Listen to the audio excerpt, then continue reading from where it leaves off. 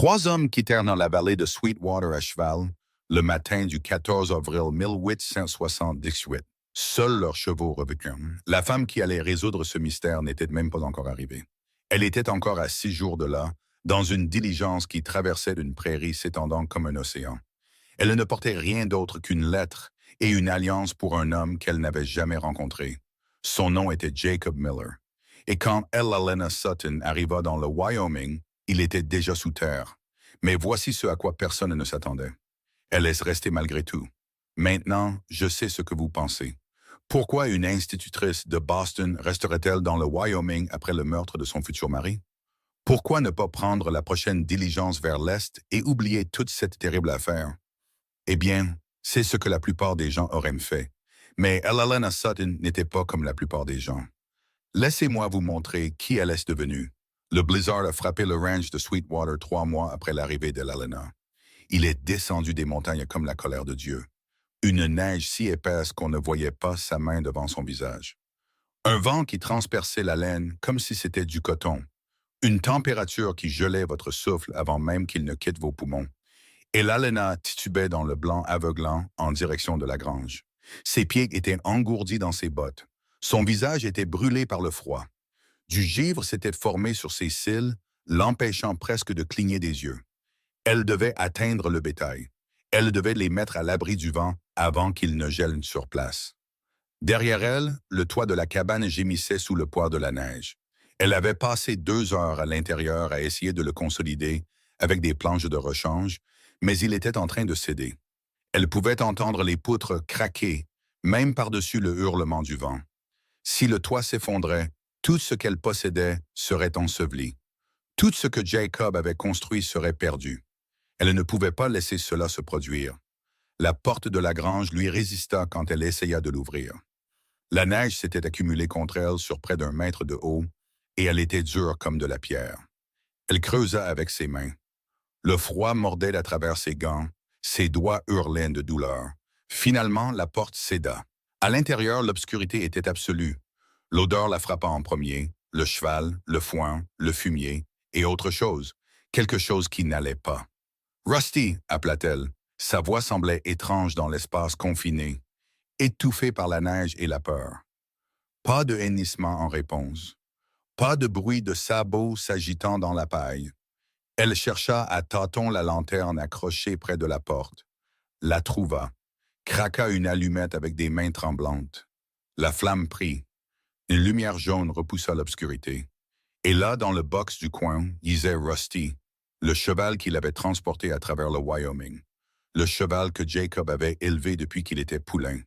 Le hongre alezan si calme qu'il ne l'avait jamais désarçonné, même quand elle montait comme une idiote les premières semaines.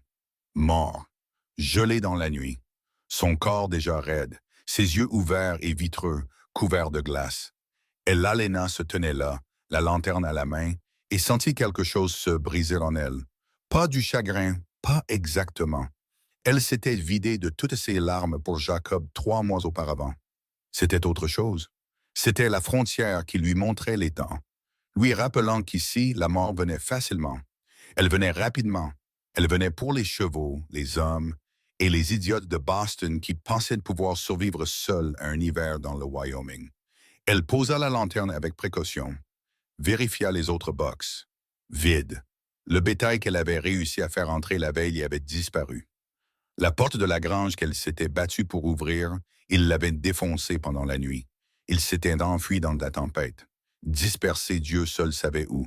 Si elle ne les retrouvait pas, il gèlerait. Une douzaine de têtes de bétail. La moitié de ce qui restait du troupeau de Jacob, la moitié de ce qui la séparait de la famine au printemps. Elle devait partir à leur recherche. Le vent dehors avait empiré. Il lui projetait la neige au visage comme des aiguilles. Elle pouvait à peine garder les yeux ouverts. Mais elle voyait des traces, des sillons profonds dans la neige fraîche là où le bétail avait couru, en direction du nord, vers le ruisseau. Mauvaise direction. Le ruisseau serait gelé, mais pas solidement. Pas encore. Pas après seulement 3 mois d'hiver. Si le bétail essayait de traverser, s'il brisait la glace, elle se mit à courir. Ses poumons la brûlaient. Ses jambes semblaient être de plomb. Le froid était maintenant une chose vivante, essayant de la tuer à chaque respiration. Elle trouva la première vache à une vingtaine de mètres de la grange, morte, déjà à moitié ensevelie sous la neige. La deuxième était 30 mètres plus loin, encore en vie, debout, la tête basse, trop frigorifiée pour bouger. Elle lui frappa le flanc, lui cria dessus. Elle ne bougea pas, elle la laissa, continua d'avancer. Il fallait trouver les autres. Les traces la menèrent en bas de la pente vers le ruisseau de Sweetwater. Et là, à travers le rideau de neige qui tombait, elle les vit. 6 vaches blotties les unes contre les autres sur la rive. L'une était déjà sur la glace, marchant vers le centre, là où le courant était le plus fort et la glace la plus mince. « Non !»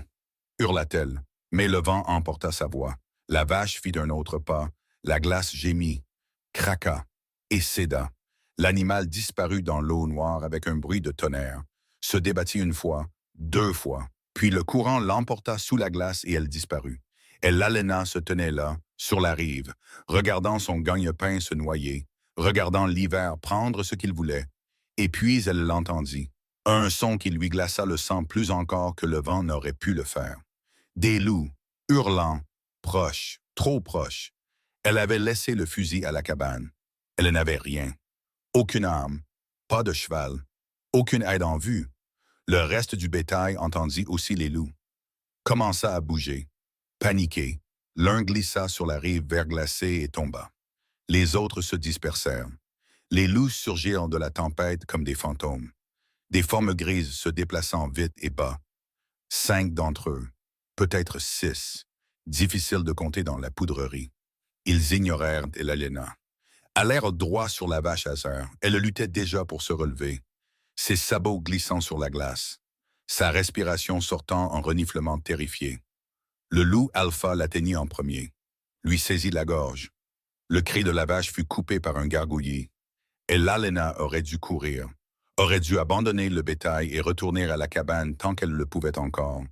Mais quelque chose en elle céda, quelque chose qui pliait depuis 3 mois sous le poids de la perte et de la solitude. Et cette terre maudite qui prenait, et prenait, et prenait encore. Elle ramassa une pierre, lourde, tranchante, et elle courut vers les loups, hurlant comme une folle, agitant les bras, lançant la pierre de toutes ses forces. Elle frappa le loup alpha aux côtes. L'animal poussa un jappement, se retourna, la fixa de ses yeux jaunes qui ne contenaient aucune peur, seulement du calcul. Le loup laissa la vache mourante, commença à s'approcher d'elle, le temps ralentit. Et l'Alena pouvait voir les flocons de neige tomber un par un entre elle et le loup, pouvait entendre son propre cœur battre dans ses oreilles, pouvait sentir l'odeur du sang dans le vent. C'était ainsi qu'elle allait mourir. Pas dans un lit confortable à Boston, entourée de sa famille, mais ici, dans la neige, seule, déchiquetée par des loups à des milliers de kilomètres de quiconque la pleurerait. Le loup se prépara à bondir, et puis un coup de feu déchira la vallée.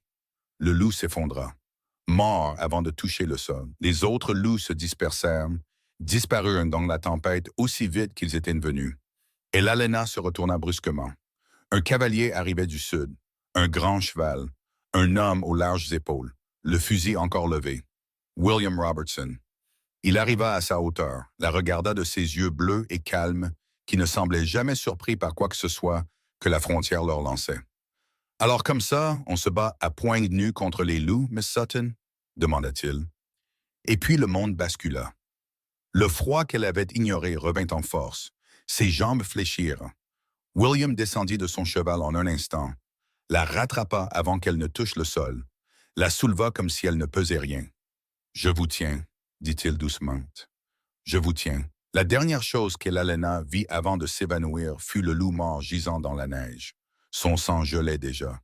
Une tache rouge sombre que la tempête aurait enterrée au matin, tout comme elle l'aurait enterrée si elle était restée seule ici 5 minutes de plus. Elle se réveilla dans la cabane, dans son propre lit, des couvertures empilées sur elle, un feu rugissant dans l'âtre. William était là, et sa mère, Martha Robertson. La femme plus âgée pressait quelque chose de chaud contre les mains d'Alena. Son visage était sévère. « Vous sentez ça ?» demanda Martha. Alena hocha la tête. Ses mains la brûlaient comme si elles étaient en feu. Mais c'était bon signe. Martha lui avait dit un jour que la douleur signifiait que la chair était encore vivante. Sacré idiote, dit Martha, sans de méchanceté. Sortir dans cette tempête sans même un fusil. Le bétail, réussit à dire Elena. Sa gorge était à vif. Ils sont morts ou dispersés, dit William depuis sa place près du feu. On cherchera les survivants quand la tempête se calmera. S'il y en a, Elena ferma les yeux. Encore une perte. Combien d'autres pourrait-elle supporter avant qu'il ne reste plus rien? Votre cheval est mort aussi, continua Martha. Direct comme toujours. Je l'ai dans la grange la nuit dernière. Et le toit de votre cabane s'est effondré il y a environ 1 heure. La neige s'est accumulée sur près de 2 mètres dans votre salon. 3 mois de travail, partis en fumée, juste comme ça. La plupart des gens abandonneraient après une journée comme celle-ci, dit Martha. Elle travaillait toujours sur les mains d'Elena, rétablissant la chaleur dans ses doigts gelés. Elles emballeraient ce qui reste et prendraient la diligence pour retourner d'où ils viennent. Elena ouvrit les yeux, croisa le regard de Martha. « Je ne peux pas repartir, dit-elle. »« Pourquoi pas? » C'était la question que tout le monde se posait depuis 3 mois. Pourquoi rester? Qu'est-ce qui valait la peine de mourir ici? Et Elena n'avait pas de bonne réponse. Pas une qui ait du sens pour des gens qui n'avaient jamais tout perdu, qui n'avaient jamais eu besoin de prouver qu'ils pouvaient construire quelque chose à partir de rien. Mais William prit la parole avant qu'elle n'ait à répondre. « Parce qu'elle est têtue, dit-il. » Il y avait l'ombre d'un sourire sur son visage. Et parce qu'elle a fait une promesse à un homme mort. Et parce qu'elle essaie de se prouver quelque chose à elle-même. Il croisa son regard à travers la pièce. « Je ne suis pas loin de la vérité. » Elena se surprit à sourire malgré tout. Malgré la douleur, la perte et la peur. « C'est à peu près ça, dit-elle. » Martha renifla. « Bon, si vous restez, on a du travail. Ce toit ne va pas se réparer tout seul. Il vous faudra un nouveau cheval, et on doit trouver le bétail qui a survécu avant que les loups ne le fassent. » Elle se leva, épousseta ses jupes. « Mais d'abord, vous allez vous reposer et manger. Et me dire comment diable une institutrice de Boston a failli mourir dans un blizzard du Wyoming. » William se dirigea vers la porte. « Je vais commencer à déblayer la neige de la cabane et voir pour des réparations temporaires sur ce toit. »« William, » l'appela Elena. Il s'arrêta, se retourna. « Merci de m'avoir sauvé la vie. » Il hocha la tête une fois. « Ça fait 2 fois maintenant. Essayez de ne pas en arriver à une 3e. » Et puis il partit, laissant Elena seule avec Martha et une question qui flottait dans l'air depuis 3 mois. Comment une institutrice de Boston s'était-elle retrouvée dans le Wyoming? Eh bien, je suppose qu'il est temps que je vous raconte cette histoire. 6 mois plus tôt, la diligence cahotait sur la prairie du Wyoming comme une boîte en bois remplie de cailloux, et Elena Sutton était assise à l'intérieur, s'agrippant au bord de son siège pour ne pas être projetée sur ses compagnons de voyage. Il n'y en avait que 2 autres. Un ingénieur des mines en route pour les territoires du Dakota et un représentant en whisky avec une mallette d'échantillons qui sentait comme s'il avait bu son propre produit. Aucun des 2 ne lui avait parlé depuis 3 jours. Ce qui convenait parfaitement à Elena. Elle était fatiguée, épuisée jusqu'à la moelle, le genre de fatigue qui vient de 6 semaines de voyage. De Boston à Chicago en train, de Chicago à Omaha, d'Omaha à Cheyenne, et maintenant de Cheyenne à un endroit appelé Clearwater Creek qui n'apparaissait sur aucune carte qu'elle avait vue. Son dos lui faisait mal. Sa tête lui lançait à cause des secousses constantes et elle avait désespérément besoin d'utiliser un pot de chambre. Mais il ne s'arrêterait pas avant la tombée de la nuit. Alors elle resta assise, endura, et essaya de ne pas penser à ce vers quoi elle se précipitait. Un mariage avec un étranger. Un homme qu'elle n'avait jamais rencontré. Un homme dont elle n'avait jamais vu le visage. Un homme qui n'existait pour elle qu'à travers des lettres. Une écriture soignée, des mots sans nom.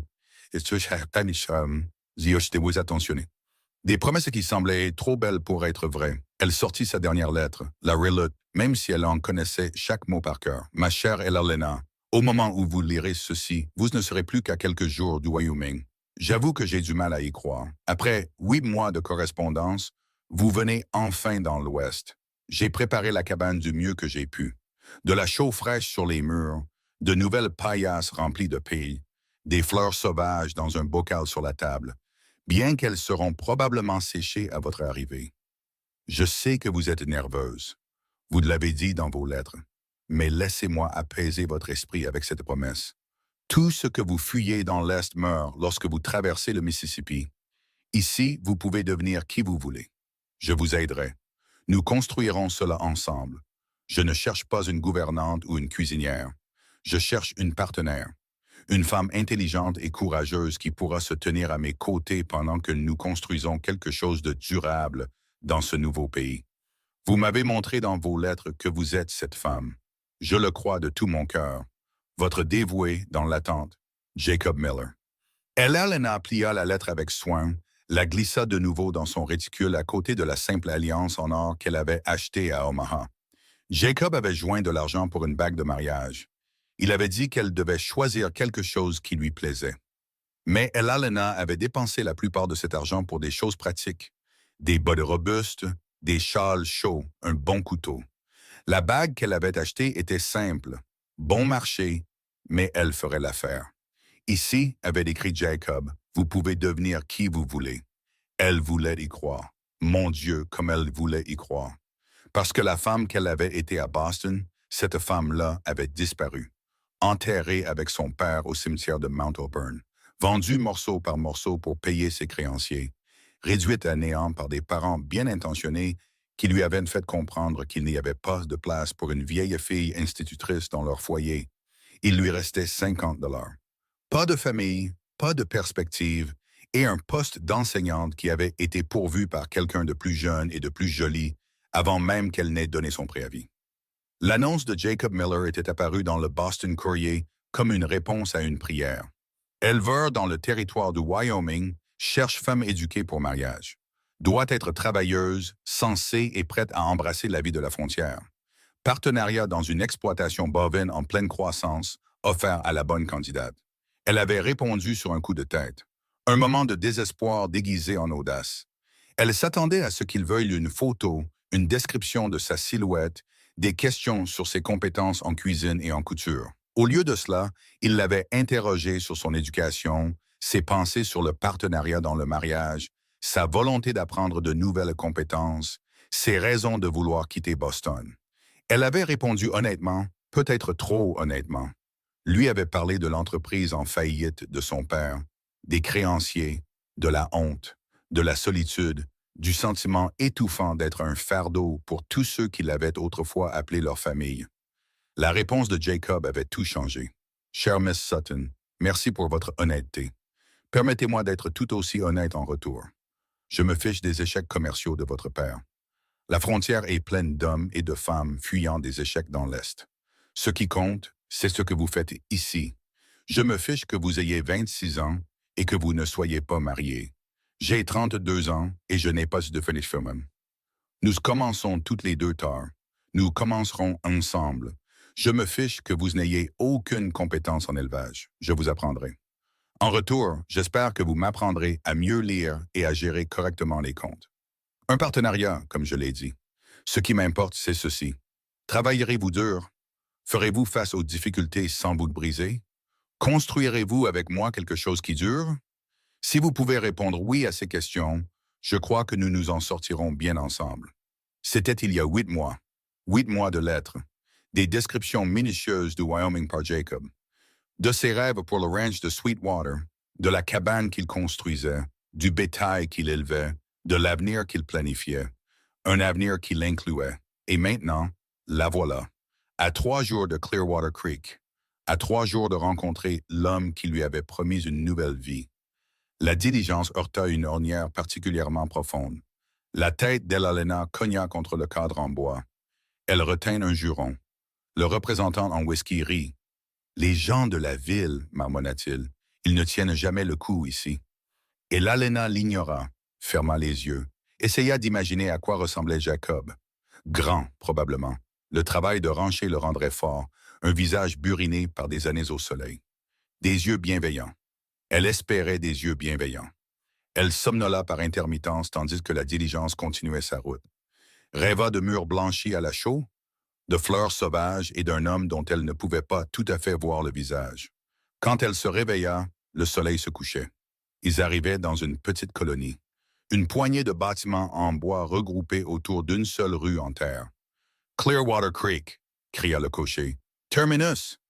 Le cœur de l'Alena bondit dans sa gorge. C'était ça. Elle était là.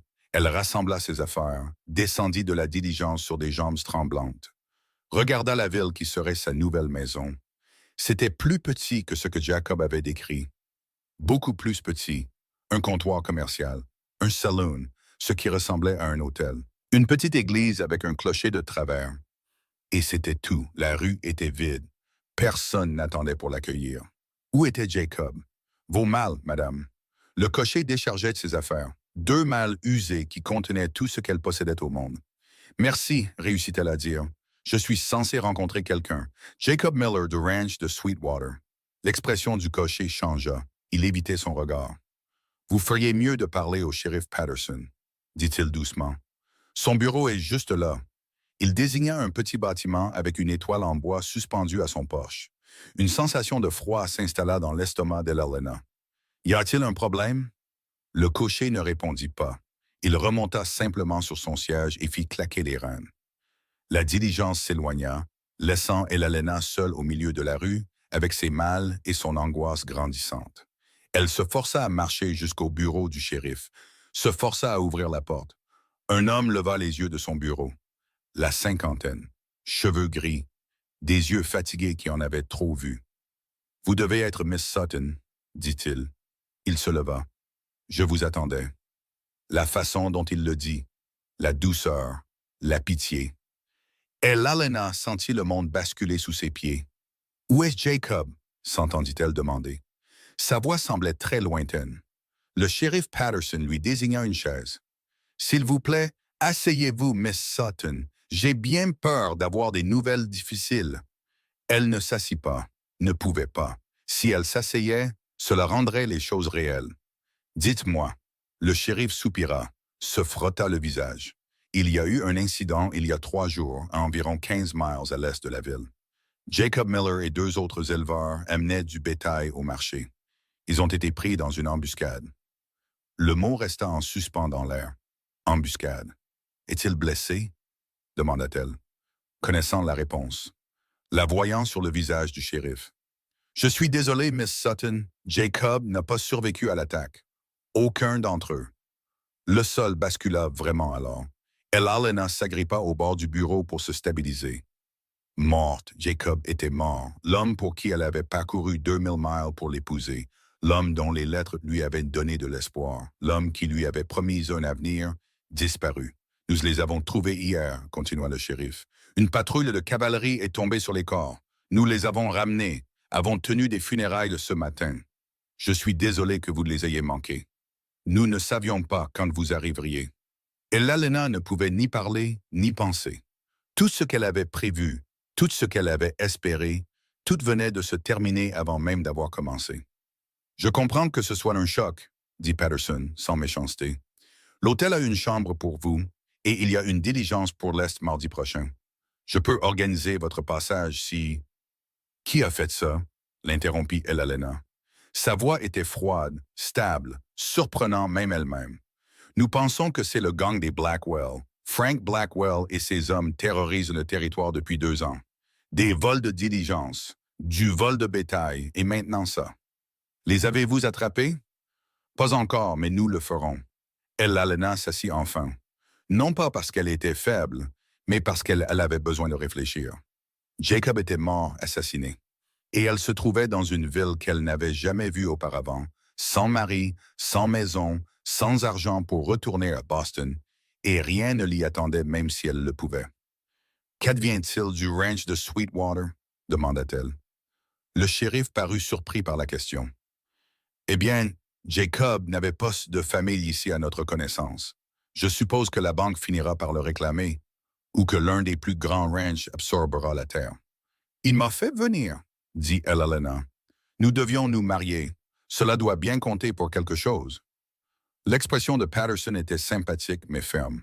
« Miss Sutton, je comprends votre situation, mais sans certificat de mariage ou testament vous nommant, vous n'avez aucun droit légal sur la propriété. » « Aucun droit? Aucun droit. Rien. Tout comme à Boston, où elle avait vu l'entreprise de son père être dépecée par les créanciers, où elle n'avait été rien.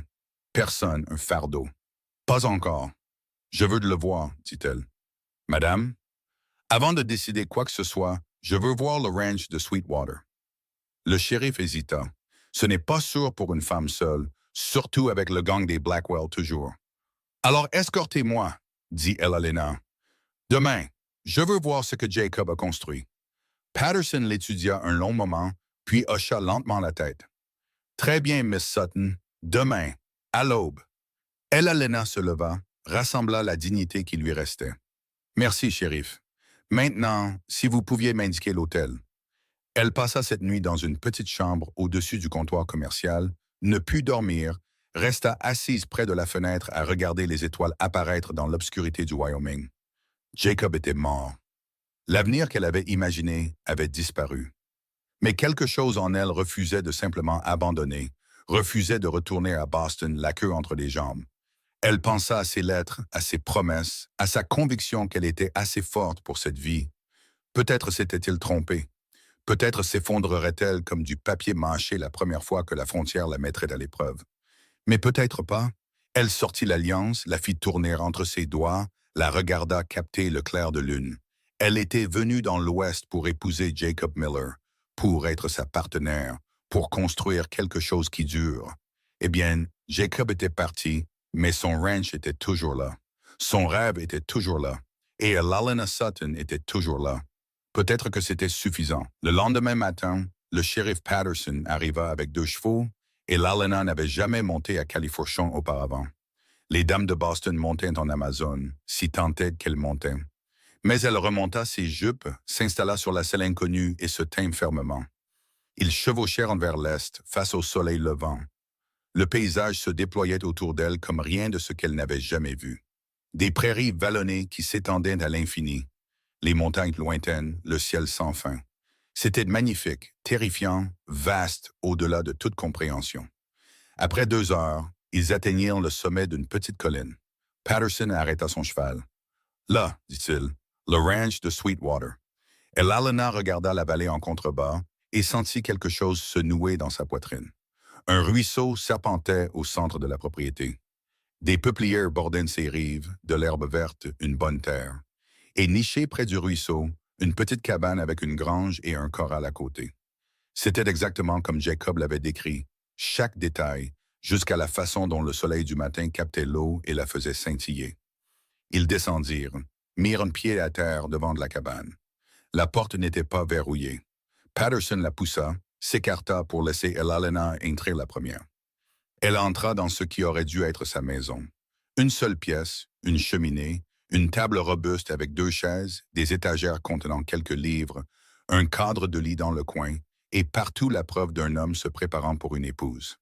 De la chaux fraîche sur les murs, comme il l'avait promis, une nouvelle paillasse, et là sur la table, un bocal de fleurs sauvages séchées. Les yeux d'Elena la brûlèrent. Elle les cligna des yeux avec force, refusa de pleurer. Il y avait un bureau dans le coin. Elle s'en approcha, trouva le grand livre de Jacob, l'ouvrit sur des colonnes soignées de chiffres, des décomptes de bétail, des dépenses, des revenus de vente. La dernière entrée était datée de 4 jours. Acheter peinture blanche pour garniture cabane. I-Arim la semaine prochaine, elle traça les mots avec son doigt. I-Elle. Il avait pensé à elle alors même qu'il chevauchait vers sa mort. Il s'en sortait bien, dit Patterson depuis le seuil. Pas riche, mais il progressait. Encore quelques années et cela aurait pu être l'un des meilleurs petits ranchs de la région. Aurait pu être. Elena ferma le grand livre, regarda la cabane, la vie que Jacob avait construite, l'avenir qu'il avait imaginé. Dans le tiroir du bureau, elle trouva un papier plié, le sortit, le déplia. Une lettre inachevée pour elle, de l'écriture soignée de Jacob. « Ma chère Elena, au moment où vous lirez ceci, vous serez arrivée à Sweetwater et nous aurons commencé notre vie ensemble. Il y a quelque chose que je dois avouer et que je n'ai pas mentionné dans mes lettres précédentes. La situation dans le territoire est devenue tendue. Un homme nommé Emmett Hargrove a fait pression sur moi pour que je lui vende le ranch. Ses méthodes sont devenues de plus en plus menaçantes. Le mois dernier, 2 de mes meilleures bêtes ont été abattues, mortes dans le pâturage nord. Le shérif ne peut rien prouver, mais je sais que c'était... » La lettre s'arrêtait là, inachevée. Jacob avait eu peur, avait su qu'il était en danger, et pourtant il l'avait fait venir, croyait encore qu'ils pouvaient construire quelque chose ensemble. Elalena plia la lettre avec soin, la glissa dans sa poche. « Je reste, dit-elle. Patterson leva brusquement les yeux. « Miss Sutton, vous ne pouvez pas être sérieuse. »« Je revendique les droits de continuation de la concession, dit-elle, essayant de paraître plus confiante qu'elle ne l'était. En tant que fiancée de Jacob Miller, vous n'étiez pas marié. Vous n'avez aucun droit légal. La loi sur la propriété fermière permet à une veuve de poursuivre la concession de son mari. » Elalena le regarda dans les yeux. « Je devais être la femme de Jacob. Nous avions un accord. Ces lettres prouvent l'intention. Je revendique cette terre. Le Bureau des terres ne reconnaîtra jamais. Alors je me battrai contre eux, dit Elalena. Je porterai l'affaire devant le commissaire territorial s'il le faut, mais je ne pars pas. » Patterson la dévisagea. Elle pouvait le voir essayer de décider si elle était courageuse ou folle. Finalement, il soupira. « Miss Sutton, Elalena, j'admire votre courage, mais ce territoire n'est pas un endroit pour une femme seule, surtout avec des menaces comme Hargrove et le gang des Blackwell. Alors j'apprendrai à me défendre, dit-elle simplement. Jacob croyait que j'étais assez forte pour cette vie. Je vais lui prouver qu'il avait raison. » Le shérif secoua la tête, mais il y avait une pointe de respect dans ses yeux maintenant. « Vous aurez besoin d'aide, d'ouvriers de ranch, de provisions et d'un bon fusil. Je me débrouillerai. Vous mourrez avant l'hiver. »« Peut-être, admit Elalena, mais je préfère mourir en essayant que de retourner dans l'Est sans rien. » Patterson resta silencieux un long moment, puis il hocha lentement la tête. « Très bien, je vous aiderai à remplir les papiers. Aucune garantie que ce sera accepté, mais j'essaierai. » « Merci. » Il se dirigea vers la porte, s'arrêta. « Il y a un jeune homme, Daniel Tucker. Il travaillait pour Jacob pendant les saisons chargées. Je peux lui faire passer le mot si vous voulez. »« S'il vous plaît. » Après le départ du shérif, Elalena se retrouva seule dans la cabane. Sa cabane maintenant, peut-être. Elle se dirigea vers la fenêtre, regarda le ruisseau de Sweetwater, la terre que Jacob avait aimée, l'avenir qu'il lui avait promis. Tout ce que vous fuyez dans l'Est meurt lorsque vous traversez le Mississippi. Ici, vous pouvez devenir qui vous voulez. Eh bien alors, elle choisissait d'être une éleveuse, une propriétaire terrienne, une femme qui n'avait pas besoin d'un mari pour construire un héritage. Elle sortit l'alliance, celle qu'elle avait achetée à Omaha, la glissa à son doigt, non pas comme la femme de Jacob, mais comme une promesse à elle-même, à lui, au rêve qu'ils avaient presque partagé. Elle ferait prospérer le ranch de Sweetwater, prouverait qu'une institutrice de Boston pouvait survivre à la frontière, construirait quelque chose qui dure. Et si Emmett Hargrove ou Frank Blackwell essayaient de l'arrêter, eh bien, elle verrait bien le moment venu. Elalena Sutton était venue dans l'Ouest pour trouver un mari. Au lieu de cela, elle s'était trouvée elle-même, et cela, il s'est avéré, était exactement ce dont elle avait besoin. 2 semaines passèrent, 2 semaines pendant lesquelles Elalena apprit ce que la vie sur la frontière signifiait vraiment, ce qu'elle coûtait, ce qu'elle exigeait. La première leçon fut la solitude. Elle avait déjà été seule après la mort de sa mère, après la faillite de l'entreprise de son père, après que les créanciers eurent tout pris. Mais c'était la solitude de Boston, la solitude de la ville, celle où l'on est entouré de gens qui ne vous voient pas. C'était différent. C'était un silence si complet qu'il résonnait dans vos oreilles. Une obscurité si absolue que vous ne pouviez pas voir votre main devant votre visage. Un espace si vaste qu'il vous faisait sentir comme un grain de poussière sur une prairie sans fin. La cabane craquait la nuit. Le vent gémissait au coin. Les coyotes jappaient au loin.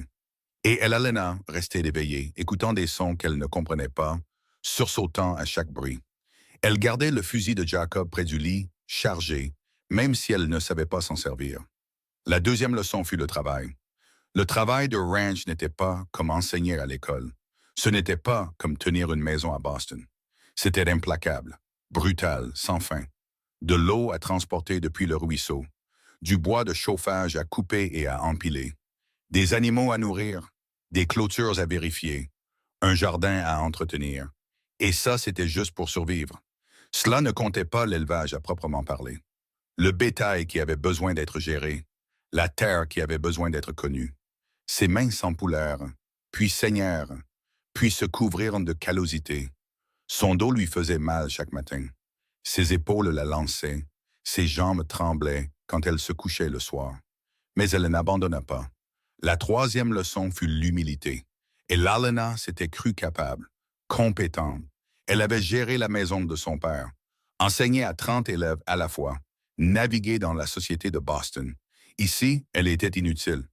Elle ne savait pas monter à cheval correctement, ne savait pas attraper un veau au lasso, ne pouvait pas distinguer une vache malade d'une vache en bonne santé, ne pouvait pas allumer un feu dans le vent, ne pouvait même pas sceller un cheval sans aide. Le shérif Patterson s'était arrangé pour qu'elle emprunte une jument du ranch des Robertson, une vieille bête douce nommée Daisy. Elalena avait essayé de la monter pour vérifier la clôture nord. Elle était tombée 3 fois dans le premier mile. La troisième fois, elle avait atterri lourdement sur son coccyx. Était restée assise là, dans la poussière, au bord des larmes, regardant Daisy s'éloigner tranquillement. C'est alors que Martha Robertson apparut. La femme plus âgée arriva sur un grand hongre bail, regarda Elalena assise dans la poussière, ne dit pas un mot, attendit simplement. Elalena se leva, s'épousseta, marcha vers Daisy, attrapa les rênes, mit son pied dans l'étrier, se hissa de nouveau en selle. C'est seulement alors que Martha parla. « Vous ferez l'affaire. » C'est tout ce qu'elle dit, puis elle fit demi-tour et s'éloigna, laissant Elalena trouver son propre chemin pour rentrer. Mais le lendemain matin, Martha revint. Amena son fils William, un jeune homme silencieux avec les yeux stables de sa mère et les larges épaules de son défunt père. « Nous rassemblons le bétail de Jacob aujourd'hui, » annonça Martha. « Vous venez. » Ce n'était pas une question. Elalena avait appris en 2 semaines qu'ici, ici. On ne refuse pas l'aide. On ne peut pas se le permettre. La fierté était un luxe pour les gens qui n'avaient pas besoin de leurs voisins. Alors elle sella Daisy, se mit en ligne derrière Martha et William, et elle essaya de ne pas être un poids mort. Ils chevauchèrent vers l'est dans la matinée de printemps. Le soleil était chaud sur le visage d'Elalena. L'herbe était verte et épaisse. Des fleurs sauvages parsemaient la prairie de touches de jaune et de violet. C'était magnifique, douloureusement magnifique, le genre de beauté qui lui faisait comprendre pourquoi Jacob avait aimé cette heure, pourquoi il avait été prêt à mourir pour elle. Ils trouvèrent le premier groupe de bétail près du ruisseau. Environ 20 têtes, broutant paisiblement. Ils portaient la marque de Jacob, le SM pour Sweetwater Miller. Celles-ci doivent être déplacées vers le pâturage sud, dit Martha. Meilleure herbe là-bas, et plus près de la maison du ranch où vous pourrez les surveiller. Comment les déplace-t-on? Demanda Elalena. William sourit légèrement. Avec précaution. Lui et sa mère se dispersèrent, commencèrent à encercler le bétail, se déplaçant lentement, facilement, laissant les animaux se regrouper naturellement. Elalena essaya de les imiter, mais Daisy était vieille et lente, et Elalena n'avait aucune idée de ce qu'elle faisait. Elle finit par disperser 3 vaches que William dut rattraper. « Restez juste derrière elle, cria-t-il. N'essayez rien de compliqué. » Alors elle resta derrière. Essaya d'être utile, réussit surtout à ne pas gêner. Ils avaient déplacé environ la moitié du troupeau quand un jeune homme arriva à cheval. 18 ou 19 ans, visage couvert de taches de rousseur, cheveux roux dépassant de son chapeau. Daniel Tucker. Il se présenta. Salua Elalena d'un signe de chapeau. Le shérif a dit que vous pourriez avoir besoin d'un coup de main, Miss Sutton. C'était l'ouvrier saisonnier de Jacob, le garçon en qui il avait confiance, celui qui avait travaillé à Sweetwater pendant 3 ans. Les yeux de Daniel étaient tristes quand il regarda le bétail. La terre, comme s'il voyait un fantôme partout où il se tournait. « Je suis désolé pour Monsieur Miller, dit-il doucement. C'était un homme bon. Il m'a beaucoup appris. »« Merci, » réussit à dire Elalena. Daniel se plaça à côté de William. Les 2 jeunes hommes travaillaient bien ensemble. Une coordination facile, le genre qui vient d'années à faire le même travail. Elalena les regarda, essaya d'apprendre, vit comment ils anticipaient les mouvements du bétail, comment ils utilisaient leurs chevaux comme des extensions d'eux-mêmes, comment ils faisaient paraître cela facile alors qu'elle savait que ce n'était pas le cas. À la mi-journée, ils avaient rassemblé la majeure partie du troupeau, l'avaient déplacé vers le pâturage sud. Le bétail était fatigué, se déplaçait lentement. Tout semblait bien se passer. C'est alors que les loups apparurent, et l'Alena les vit en premier. Des formes grises se déplaçant dans les hautes herbes sur la crétette, 5 d'entre eux, peut-être 6. Des loups, dit-elle, essaya de garder sa voix calme, échoua. La tête de Martha se tourna brusquement. Elle les vit aussi. Sa mâchoire se serra. Daniel, William, nous devons déplacer ce bétail. Maintenant. Mais le bétail avait déjà senti le danger. Il devenait nerveux, commençait à s'agiter et à tourner en rond. Un des veaux beugla. Un cri aigu et effrayé. Et les loups attaquèrent. Ils arrivèrent vite, rasant, visant le veau qui avait fait du bruit, le séparant de sa mère. Le troupeau paniqua, commença à se disperser. William et Daniel chevauchèrent à fond pour les maintenir ensemble. Mais c'était le chaos. Du bétail courant dans toutes les directions. Des chevaux tournoyant. La poussière se soulevant. Le loup alpha atteignit le veau, se jeta sur sa gorge. Daniel sortit son fusil de son fourreau de sel, visa, tira, manqua. Le loup esquiva, tourna, attaqua le veau sous un autre angle. Daniel tira de nouveau. Cette fois, il le toucha. Le loup jappa, tomba, resta immobile. Mais les autres loups ne se retirèrent pas. Ils poursuivirent l'attaque. L'un attrapa la patte arrière du veau. Le fit tomber. Le veau hurla. Un son que l'Alena entendrait dans ses cauchemars pendant des semaines. Aigu, terrifié, et coupé court quand un autre loup lui attrapa la gorge. Martha tirait maintenant aussi. Abattit un loup, puis un autre. Mais ils étaient trop nombreux. Et le bétail se dispersait. S'ils perdaient le troupeau maintenant, il faudrait des jours pour le rassembler à nouveau. Des jours qu'Alena ne pouvait pas se permettre. Le cheval de William tomba, mit le pied dans un trou de chien de prairie et chuta lourdement. William roula pour s'écarter, se releva avec son fusil. Mais il était à pied maintenant. Vulnérable, un loup le vit, se détourna du veau mourant, commença à s'approcher de lui. Alena ne réfléchit pas. Elle agit. Elle lança Daisy au galop, fonça droit sur le loup, hurlant, agitant les bras, se faisant grande, bruyante et terrifiante. Le loup hésita, confus par cette femme folle qui le chargeait. Cette hésitation sauva la vie de William. Il leva son fusil, visa, tira. Le loup tomba, mais Daisy, la vieille jument douce, en avait finalement assez. Elle se cabra, jeta Alena de la selle, prit la fuite. Alena heurta le sol durement. Tout l'air quitta ses poumons. Pendant un instant, elle ne put plus respirer, ne put plus bouger. Et là, à 3 mètres, il y avait un autre loup. Il avait du sang sur son museau, des yeux jaunes, les dents découvertes. Il commença à s'approcher d'elle. Alena recula à 4 pattes, chercha n'importe quoi, trouva une pierre, lourde, tranchante. Elle la lança, frappa le loup au visage, y jappa, secoua la tête, continua d'avancer. Elle allait mourir, ici même, maintenant, déchiquetée par des loups en essayant de sauver du bétail qu'elle savait à peine gérer. Le loup se prépara à bondir. Un coup de feu claqua. Le loup tomba, mort avant de toucher le sol. Alena leva les yeux. Daniel était là, toujours à cheval, le fusil fumant. « Vous allez bien, Miss Sutton ?» demanda-t-il. Elle hocha la tête, ne pouvait pas parler. Son cœur battait si fort qu'elle pensait qu'il pourrait éclater. Daniel descendit de son cheval, lui tendit la main, la remit sur pied. C'était soit très courageux, soit très stupide, dit-il. Il y avait une pointe de sourire sur son visage couvert de taches de rousseur. Charger un loup sur une vieille jument. Probablement stupide, réussit à dire Alena. Eh bien, Monsieur Miller disait toujours qu'on ne sait pas de quoi on est fait tant que quelque chose n'essaie pas de vous tuer. Martha arriva à cheval, évalua la scène. 5 loups morts, un veau mort. Le cheval de William boitait mais était en vie. Le bétail dispersé sur un demi-mile. Ça aurait pu être pire, dit-elle, ce qui était un grand compliment venant de Martha Robertson. William attrapa Daisy, la ramena. « Vous n'avez pas paniqué, dit-il à Alena. C'est ça l'important. Ici, paniquer vous fait tuer. Vous avez agi. C'est ça la différence. » Alena regarda les loups morts, le sang sur l'herbe, ses mains qui tremblaient maintenant que le danger était passé. Elle avait failli mourir. Pour la 3e fois en 2 semaines. Une fois dans le blizzard qu'elle avait imaginé, une fois en manquant de tomber à travers la glace du ruisseau. Et maintenant ça.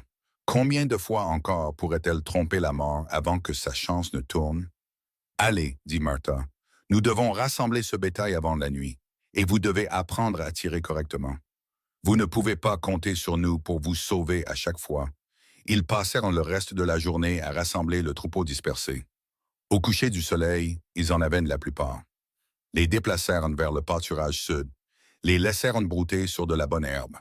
Tout le corps d'Elena lui faisait mal. Elle avait des bleus de sa chute, des coupures aux mains pour s'être agrippée à des rochers et des buissons, de la terre sous les ongles, du sang sur sa jupe pour s'être agenouillée à côté du veau mort. Elle n'avait jamais été aussi fatiguée de sa vie. Mais quand ils retournèrent de Sweetwater au coucher du soleil, quelque chose avait changé. Elle pouvait le sentir, le voir dans la façon dont Martha la regardait, la façon dont Daniel saluait de son chapeau, la façon dont William chevauchait à ses côtés au lieu de devant. Elle avait prouvé quelque chose aujourd'hui. Pas qu'elle était douée, elle ne l'était pas. Pas qu'elle était expérimentée, elle ne l'était pas non plus. Mais elle avait prouvé qu'elle n'abandonnerait pas, ne fuirait pas, ne paniquerait pas quand la mort viendrait frapper à sa porte. Ici, peut-être que c'était suffisant. Ce soir-là, Daniel lui montra comment charger le fusil, comment le tenir, comment viser. On s'entraînera demain, dit-il. On installera des bouteilles. Pour que vous soyez à l'aise avec. Merci, Daniel. Il hocha la tête, commença à partir, s'arrêta. Miss Sutton, Monsieur Miller disait quelque chose quand les choses devenaient difficiles. Il disait que cette terre met tout le monde à l'épreuve, mais qu'elle récompense ceux qui restent. Daniel regarda l'obscurité au-delà de la cabane. Je pense qu'il serait fier que vous soyez restés. Après son départ, Elena s'assit au bureau de Jacob, ouvrit son grand livre, fit sa première entrée de sa propre main. 1er mai 1878.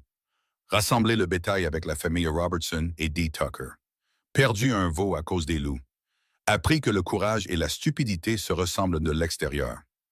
Elle sourit à cela. Ferma le grand livre. Demain, elle apprendrait à tirer. Le jour d'après, elle inspecterait les clôtures. Le jour suivant, tout ce qu'il y aurait à faire. Un jour à la fois, une leçon à la fois, jusqu'à ce qu'elle ne soit plus une institutrice de Boston jouant à l'éleveuse. Jusqu'à ce qu'elle soit quelque chose de complètement différent. Le marquage au fer eut lieu 2 semaines plus tard. Martha l'avait expliqué de manière pragmatique. Les veaux de printemps devaient être marqués avant de grandir beaucoup plus, marqués du symbole du ranch, une preuve de propriété qui durerait toute leur vie. Chaque ranch a une marque, avait-elle dit, enregistrée auprès du bureau territorial. Celle de Jacob était SM, Sweetwater Miller. Cette marque est votre droit légal sur ce bétail. Sans elle, n'importe qui pourrait dire qu'il lui appartient. Donc, ce serait le marquage. Martha et William arrivèrent à l'aube, amenant 2 ouvriers de leur ranch. Daniel se présenta avec du bois de chauffage et les fers à marquer qu'il avait récupérés dans la remise du pâturage nord. Ils n'ont pas été utilisés depuis le printemps dernier, dit-il, quand M. Miller était encore... Il s'interrompit. Quand Jacob était encore en vie, avant que tout ne change. Ils firent le feu dans la clairière près du corral. Chaud, plus chaud que n'importe quel feu qu'Elena n'avait jamais vu. Les fers allèrent dans les braises, devinrent chauffer jusqu'à devenir rouge-orangé. Le travail commença. William et Daniel attrapèrent les veaux au lasso un par un, de jeunes bêtes, de 3 à 4 mois, assez fortes pour se débattre. Les hommes les luttèrent au sol, les maintinrent. Martha maniait le fer, le pressait sur le flanc de chaque veau. L'odeur de poils et de peau brûlée emplit l'air. Les veaux beuglaient de douleur et de peur. Elena regardait, essayait de ne pas tressaillir. C'était nécessaire, se disait-elle, une protection. Chaque veau marqué était un veau qui ne pouvait pas être volé, ne pouvait pas être réclamé par quelqu'un d'autre. Mais c'était difficile à regarder. « Vous voulez en essayer un ?» demanda Martha après le 10e veau. Elena secoua la tête. « Je ne pense pas être prête. » « Probablement pas, acquiesça Martha, mais vous devez comprendre, cela fait partie de l'élevage, la partie difficile, la partie qui fait mal. » Alors, Elena se tint prêt, regarda Martha travailler, vit l'habileté, le placement rapide et sûr du fer, juste assez longtemps pour brûler la marque en profondeur, pas si longtemps que cela endommage la peau. Ils avaient marqué 15 veaux quand des cavaliers apparurent sur la route de l'Est. 3 hommes, bien habillés, bien montés, se déplaçant avec l'assurance de gens qui possédaient tout ce qu'ils voyaient. Daniel Lévy en premier se redressa. Sa main dériva vers le fusil appuyé contre la clôture. Doucement, dit William à voix basse, voyons ce qu'ils veulent. Les cavaliers entrèrent dans la cour. Celui du centre était plus âgé, la cinquantaine peut-être, cheveux argentés, chapeau cher, des yeux froids et pâles, qui évaluait tout avec le calcul d'un homme qui connaissait le prix des choses mais pas leur valeur. Il regarda Elena, le feu de marquage, la marque SM sur les veaux. Alors, dit-il, vous êtes l'épouse par correspondance de Jacob Miller. Ce n'était pas une question.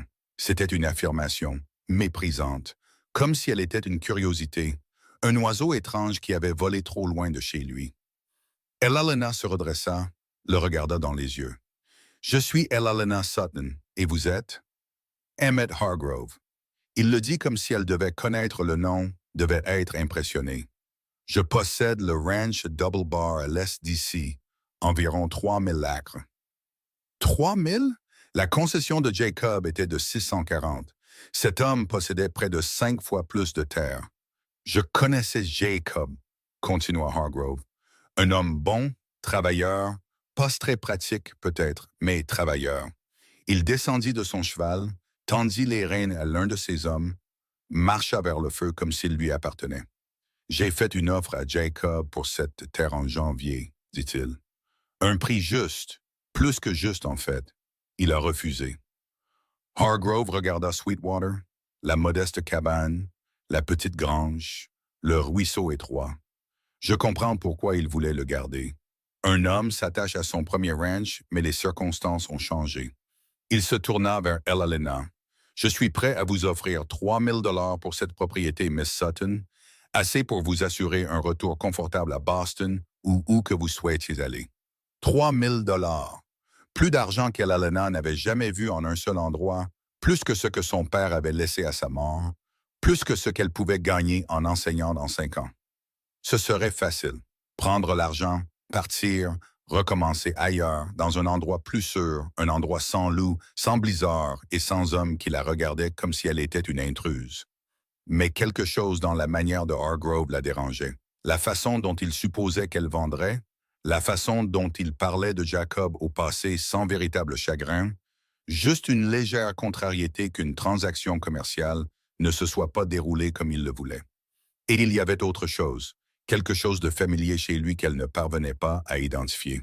« Merci pour votre offre, Monsieur Hargrove, » dit-elle prudemment. « Mais le ranch de Sweetwater n'est pas à vendre. » Ses sourcils se haussèrent. « Pas à vendre? Je vois. » Il sourit. Cela n'atteignit pas ses yeux. « Miss Sutton, avec tout le respect que je vous dois, diriger une exploitation bovine n'est pas un travail pour une femme seule.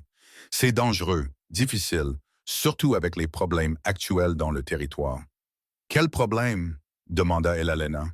« Les voleurs de bétail, le gang des Blackwell, ils deviennent plus audacieux. Jacob l'a appris à ses dépens. La façon dont il le dit, désinvolte, pragmatique, comme si la mort de Jacob n'était qu'un malheureux contretemps commercial. » Martha s'avança. « Emmett, la dame a dit non, c'est la fin de l'histoire. » Le sourire de Hargrove se glaça. « Martha Robertson, toujours à gratter votre subsistance sur ce lopin aride au nord d'ici, à ce que je vois. Comment William se débrouille-t-il sans son père? »« Nous nous débrouillons très bien, » dit William. Sa voix était égale, mais sa main reposait maintenant près de sa ceinture de pistolet. Hargrove regarda Martha, puis William, puis Daniel, prit acte du front uni de l'hostilité silencieuse. « J'essayais juste d'aider, dit-il, écartant les mains dans un geste d'innocence, d'éviter une autre tragédie. La frontière n'est pas un endroit pour les femmes de la ville qui ne savent pas dans quoi elles s'embarquent. »« J'apprécie votre sollicitude, » dit Elena, bien que ce ne soit pas le cas.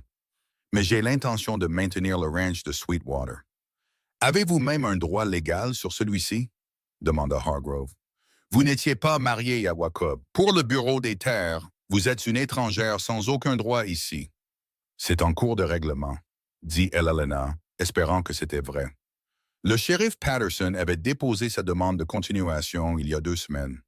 Elle n'avait pas encore eu de nouvelles.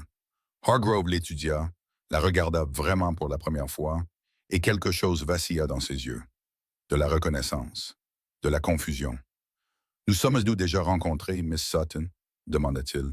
« Vous me semblez familière. » Un frisson parcourut l'échine d'Elena. « Je ne crois pas. Je viens de Boston. Je ne suis jamais venu dans l'Ouest auparavant. » Boston. Il roula le mot dans sa bouche comme s'il le goûtait. « Intéressant. Quelle partie de Boston? » « Beacon Hill, » mentit Elena. Elle avait en fait vécu dans le quartier moins cher près de la rivière, mais quelque chose lui disait de ne pas donner la vérité à cet homme. Hargrove sembla perdre intérêt, se tourna vers son cheval. « Eh bien, mon offre est valable 30 jours, Miss Sutton. Après cela, j'ai bien peur que le prix ne baisse considérablement. Les forces du marché, vous comprenez. » Il se balança en selle avec l'aisance d'un homme qui avait monté toute sa vie. « Les accidents arrivent par ici, dit-il, presque comme une pensée après coup. Jacob l'a appris. Ce serait dommage que vous l'appreniez de la même manière. » Puis il fit demi-tour. Ses hommes le suivirent. Ils chevauchèrent vers l'est en direction du double bar. Personne ne parla jusqu'à ce qu'il soit hors de vue. « C'était une menace, dit Daniel doucement. « Oui, acquiesça Martha. C'en était une. »« Qui est-il? » demanda Elena. « Vraiment. Le plus grand éleveur du comté, peut-être du territoire, » répondit William. « Il a commencé avec rien il y a 20 ans. Maintenant, il possède la moitié de la vallée. Certains disent par un travail acharné, d'autres par des pratiques douteuses. « Mon mari a refusé de lui vendre, » dit Martha. « 2 fois. Thomas est mort 6 mois plus tard. Le docteur a dit une pneumonie. » Elle fit une pause. Je me suis toujours posé la question. L'implication flottait dans l'air. Le mari de Martha était-il vraiment mort de maladie? Ou Hargrove avait-il arrangé quelque chose? « Vous devez être prudente, » dit William à Elena. « Hargrove ne fait pas de menaces en l'air. S'il veut cette terre, il trouvera un moyen de l'obtenir. »« Alors je devrais m'assurer qu'il ne le fasse pas, » dit Elena, paraissant plus courageuse qu'elle ne l'était. Ils finirent le marquage en silence. 27 veaux marqués de la marque SM. 27 preuves légales que le ranch de Sweetwater existait, qu'Elena Sutton avait un droit ici.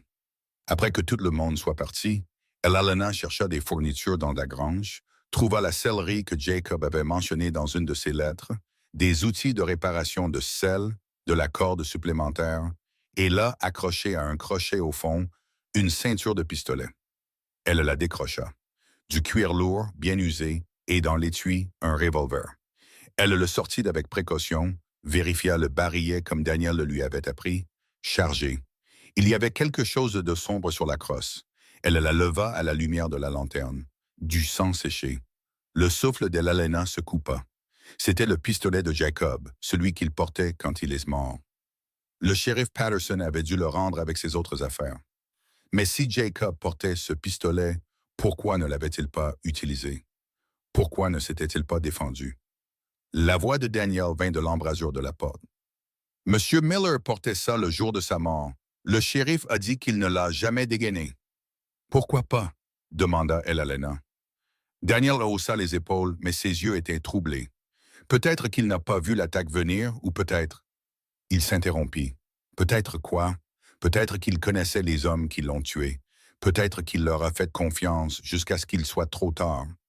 Elena regarda le revolver taché de sang, la preuve de la violence qui avait mis fin à la vie de Jacob. Hargrove connaissait Jacob, lui avait fait des offres pour cette ténéraire, avait été refusé, et maintenant Jacob était mort, tué dans une embuscade que le shérif Patterson imputait au gang des Blackwell. Mais et s'il y avait plus que ça? Et si Hargrove avait engagé Blackwell, l'avait payé pour éliminer l'éleveur têtu qui ne voulait pas vendre? Ce n'était qu'un soupçon, aucune preuve. Mais la pensée s'installa dans l'esprit d'Elena comme une épine. Elle nettoya le sang du revolver, le rechargea, accrocha la ceinture de pistolet à un crochet à côté de son lit. Si Hargrove revenait, elle serait prête. Cette nuit-là, Elena ne put dormir. Elle n'arrêtait pas de penser au visage de Hargrove, à la façon dont il l'avait regardé, lui avait demandé s'ils s'étaient déjà rencontrés. Ce n'était pas le cas. Elle en était sûre. Mais quelque chose chez lui la taraudait, quelque chose juste hors de portée de sa mémoire. Elle se leva, alluma la lampe, commença à examiner plus attentivement les papiers de Jacob, cherchant quoi que ce soit sur Hargrove, la moindre mention de lui. Dans un dossier de vieille correspondance commerciale, elle trouva une lettre datée de 6 mois avant la mort de Jacob. Monsieur Miller, ceci est ma dernière offre pour la propriété de Sweetwater, 500 $. Acceptez-la ou faites face aux conséquences de votre entêtement. Cordialement, E. Hargrove. 500 $ pour 640 acres de bonne terre avec des droits d'eau, c'était une insulte, une offre dérisoire conçue pour pousser Jacob à vendre à bas prix. Elena continua de chercher, trouva d'autres lettres, toutes de Hargrove, toutes des menaces déguisées en correspondance commerciale. Jacob les avait toutes gardées comme s'ils constituaient un dossier des preuves de harcèlement. Mais il n'avait jamais pu s'en servir car il était mort avant. Les mains d'Elena tremblaient en lisant la dernière lettre, datée de seulement 2 semaines avant l'embuscade. Miller, vous rendez les choses plus difficiles qu'elles ne le devraient. Des hommes ont disparu dans ce territoire pour moins d'entêtement. Pensez à votre jolie fiancée qui vient de si loin de Boston. Ce serait dommage qu'elle arrive pour ne trouver qu'une cabane brûlée et du bétail mort. Dernière chance. Vendez ou affrontez les conséquences. I.H. Elena eut froid. Hargrove avait menacé Jacob 2 semaines avant sa mort, l'avait mentionné spécifiquement, la fiancée de Boston. Ce n'était pas une coïncidence. C'était un meurtre prémédité, planifié. Et maintenant, Hargrove lui faisait les mêmes menaces. Elle plia les lettres avec soin, les mit dans son réticule. Demain, elle les apporterait au shérif Patterson, lui montrerait les preuves. Mais serait-ce suffisant? Des lettres de menaces n'étaient pas la même chose qu'une preuve de meurtre. Et Hargrove était puissant, avait des relations. Le genre d'homme qui pouvait faire disparaître les gens, comme il avait fait disparaître Jacob. Elena éteignit la lampe, s'allongea dans l'obscurité, écouta les bruits nocturnes du Wyoming. Quelque part là-dehors, Hargrove planifiait, complotait, cherchait comment prendre ce qu'il voulait. Mais Elena Sutton n'était pas Jacob Miller. Elle n'était pas une éleveuse solitaire essayant de tenir tête à un voisin puissant. Elle était une femme qui n'avait plus rien à perdre, ce qui faisait d'elle le type d'ennemi le plus dangereux. Que Hargrove vienne, qu'il menace, qu'il essaie de prendre Sweetwater, elle l'attendrait. Et cette fois, quand quelqu'un dégainerait une arme sur sa terre, elle serait prête à riposter. La frontière met tout le monde à l'épreuve, avait dit Daniel, mais elle récompense ceux qui restent. Eh bien, Elena Sutton restait, peu importe le prix. 4 semaines passèrent, 4 semaines pendant lesquelles Elena apprit à tirer, à monter à cheval, à lire la terre et le temps, et les 100 petits signes qui faisaient la différence entre le succès et l'échec sur la frontière. Daniel passait la plupart des matins, patient comme un saint, lui apprenant à réparer les clôtures, à soigner le bétail malade, à distinguer la bonne herbe de la mauvaise, à lire les traces dans la poussière. William passait 2 fois par semaine, généralement avec une excuse, un outil à emprunter, une question sur les limites de propriété. Une fois, il apporta de la venaison fraîche d'un cerf qu'il avait abattu, disant que sa mère en avait plus qu'il ne pouvait en manger. Elena soupçonnait Martha de l'avoir envoyé exprès pour s'assurer que la femme de la ville ne mourrait pas de faim, pour s'assurer qu'elle était toujours en vie. Elle était reconnaissante pour tout cela. L'aide, la compagnie, la manière lente et prudente dont il lui apprenait à survivre.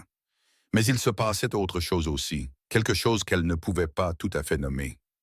Elle changeait, devenait quelqu'un d'autre. Ses mains étaient rudes maintenant, cailleuses, fortes. Elle pouvait couper du bois sans ampoule, pouvait transporter de l'eau sans que ses bras ne tremblent, pouvait monter Daisy pendant des heures sans avoir l'impression que ses os allaient se briser. Elle portait des pantalons la plupart du temps. Martha les lui avait apportés, disant qu'ils avaient appartenu à son plus jeune fils avant qu'il ne déménage en Oregon. Ils étaient trop grands à la taille, trop longs aux jambes, mais Elena les avait retouchés, les avait ajustés. La première fois qu'elle les avait portés en ville, Madame Holloway au magasin général l'avait dévisagé comme si des cornes lui avaient poussé.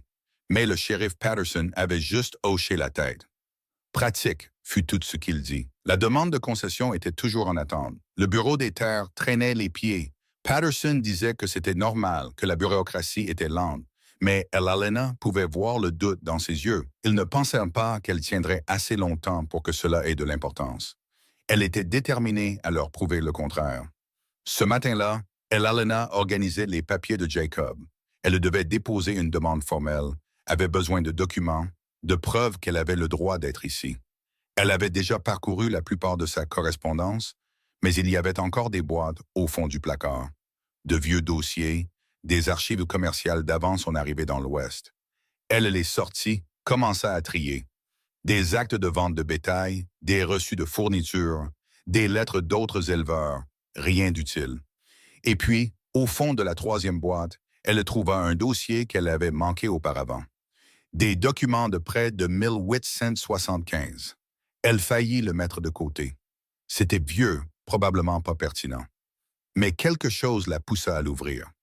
La première page était un billet à ordre standard. Emprunteur Sudden Manufacturing Company. Boston, Massachusetts. Montant $12 000. Intérêt 8% par an. Le souffle de l'Alena s'arrêta. Sudden Manufacturing, l'entreprise de son père. Elle tourna la page avec des mains tremblantes. Prêteur, Hargrove Financial Group, Boston. Sa vision se brouilla. Elle le relut encore et encore, s'assurant qu'elle ne voyait pas des choses. Hargrove Financial Group, le même Hargrove, Emmett Hargrove. Il avait été à Boston, avait prêté de l'argent à son père. Elle parcourut le reste des documents, vit l'histoire exposée en noir et blanc, le prêt émis en 1875, les paiements de son père, réguliers au début, puis sporadiques, puis s'arrêtant complètement, des avis de défaut de paiement, des demandes de paiement, des menaces de poursuites judiciaires, et enfin un avis de saisie daté de février 1876, signé par Emmett Hargrove lui-même. L'entreprise saisie, les actifs liquidés. Plus rien. Elena s'assit sur le sol de la cabane, entourée de papiers, et sentit le monde basculer sous elle. Hargrove n'avait pas seulement connu son père. Il l'avait détruit. Son père avait emprunté de l'argent pour développer l'entreprise. S'était endetté au-delà de ses moyens lorsque l'économie s'était effondrée après la guerre, avait essayé de négocier, de demander plus de temps, et Hargrove avait refusé, avait tout pris, laissant la famille Sudden sans rien. Son père était mort 1 an plus tard, brisé, honteux, incapable de faire face à ce qu'il avait perdu. Et Elena s'était retrouvée seule, à la dérive, sans argent, sans famille, sans avenir, jusqu'à ce qu'elle réponde à l'annonce de Jacob Miller, jusqu'à ce qu'elle vienne dans le Wyoming, jusqu'à ce qu'elle se retrouve sur une terre que Emmett Hargrove convoitait. Le même homme qui avait détruit son père essayait maintenant de la détruire. Mais pourquoi? Pourquoi Jacob aurait-il ses papiers? Pourquoi garderait-il les documents de prêt de son père? Elle fouilla de nouveau dans le dossier, trouva une lettre de l'écriture de Jacob, adressée à elle, jamais envoyée. « Chère Elena, si vous lisez ceci, je suis probablement mort. Je suis désolé. J'avais espéré vous le dire en personne, mais les circonstances n'ont pas coopéré. Quand vous m'avez écrit pour la première fois, vous avez mentionné la faillite de l'entreprise de votre père, les créanciers qui ont tout pris. Vous n'avez pas nommé le créancier, mais vous avez mentionné Boston et vous avez mentionné la date 1876. J'ai fait des recherches, j'ai demandé des faveurs à des hommes que je connais dans l'Est. J'ai découvert que c'était Hargrove qui avait pris l'entreprise de votre père, le même Hargrove qui essaie de prendre ma terre. Je ne vous l'ai pas dit parce que je ne voulais pas vous effrayer. Vous aviez déjà assez souffert aux mains de cet homme, mais je pensais que vous devriez le savoir à votre arrivée, quand nous serions ensemble, quand nous pourrions l'affronter ensemble. Hargrove a reconnu votre nom quand j'ai mentionné que je me mariais. Quand je lui ai dit que ma fiancée était une Miss Sutton de Boston, il a posé des questions, trop de questions, et j'ai réalisé qu'il savait. Il savait qui vous étiez. Je pense que c'est pour ça qu'il a intensifié ses menaces. Ce n'est plus seulement une question de terre. C'est à propos de vous, de finir ce qu'il a commencé à Boston, de s'assurer que la famille Sutton n'ait rien. Je ne sais pas pourquoi il déteste votre famille, mais je vous promets ceci, je ne le laisserai pas gagner. Nous le combattrons ensemble. Nous garderons Sweetwater. Nous reconstruirons le nom de votre famille ici, où il ne pourra pas le toucher. Si je suis parti avant que vous ne lisiez ceci, sachez que je croyais en vous. Sachez que je pensais que vous étiez assez forte pour l'affronter sans moi. Finissez ce que nous avons commencé, Elena. Ne le laissez pas prendre ça aussi, Jacob. La lettre était datée de 3 jours avant sa mort. Elena l'a lue 2 fois, 3 fois, essayant de comprendre. Jacob avait su pour son père, pour Hargrove, pour tout. Et il avait été tué quand même. Non, pas quand même, à cause de ça. Hargrove ne voulait pas seulement la terre. Il voulait éliminer Jacob et il voulait s'assurer qu'Elena ne découvre jamais la vérité. Elle se leva, se dirigea vers la fenêtre, regarda Sweetwater. Cette terre magnifique et brutale. Ce n'était plus seulement l'héritage de Jacob, c'était le sien aussi. Le dernier morceau du monde de son père que Hargrove ne pouvait pas prendre. Le dernier endroit où le nom Sutton signifiait quelque chose. Elle avait dit au shérif Patterson qu'elle restait parce qu'elle n'avait nulle part où aller, parce qu'elle devait prouver qu'elle pouvait survivre. Mais c'était plus que ça maintenant. C'était personnel. Emmett Hargrove avait détruit son père, l'avait laissé sans rien, et maintenant il pensait pouvoir le faire à nouveau. Pensait pouvoir la pousser à vendre, à fuir, à disparaître. Il avait tort. Elena rassembla les documents de prêt, la lettre de Jacob, tout, les mettre dans sa sacoche de sel. Elle devait montrer à quelqu'un, devait dire à quelqu'un ce qu'elle avait trouvé. Elle se rendit au ranch des Robertson. Martha était dans sa cuisine quand Elena arriva, pétrissant de la pâte à pain avec des mains fortes et expertes. Elle jeta un coup d'œil au visage d'Elena et s'essuya les mains sur son tablier. Qu'est-ce qui s'est passé? Elena étala les documents sur la table de la cuisine, raconta tout à Martha, l'entreprise de son père, le prêt, le rôle de Hargrove dans la destruction de sa famille. Martha lut les papiers lentement.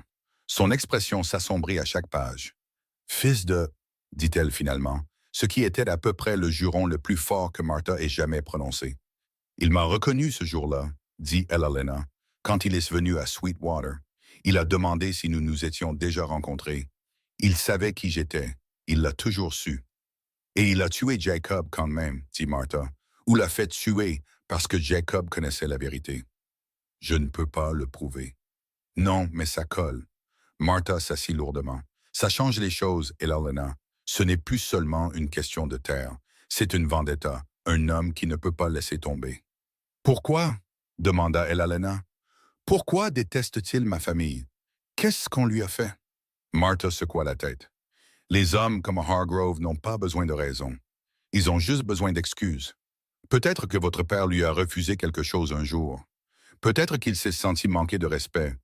Ou peut-être qu'il aime simplement briser les gens qui ne peuvent pas se défendre. Je peux me défendre. Le pouvez-vous? Les yeux de Martha étaient perçants. Il a de l'argent, du pouvoir, des relations. Il a le gang des Blackwell qui fait son seul boulot. Qu'avez-vous? La vérité. La vérité n'a pas beaucoup d'importance quand on est mort. La franchise de ces mots piqua, mais Martha avait raison. Connaître la vérité ne changeait pas l'équilibre des forces. « Alors, qu'est-ce que je fais? » demanda Elena. Martha resta silencieuse un long moment, puis elle se leva, alla à une armoire, sortit une bouteille de whisky, versa 2 verres. Elle en poussa un vers Elena. « D'abord, vous buvez ça. Ensuite, on établit un plan. » Elena but. Le whisky lui brûla la gorge. Elle toussa. Martha sourit légèrement. « Vous apprenez, » dit la femme plus âgée.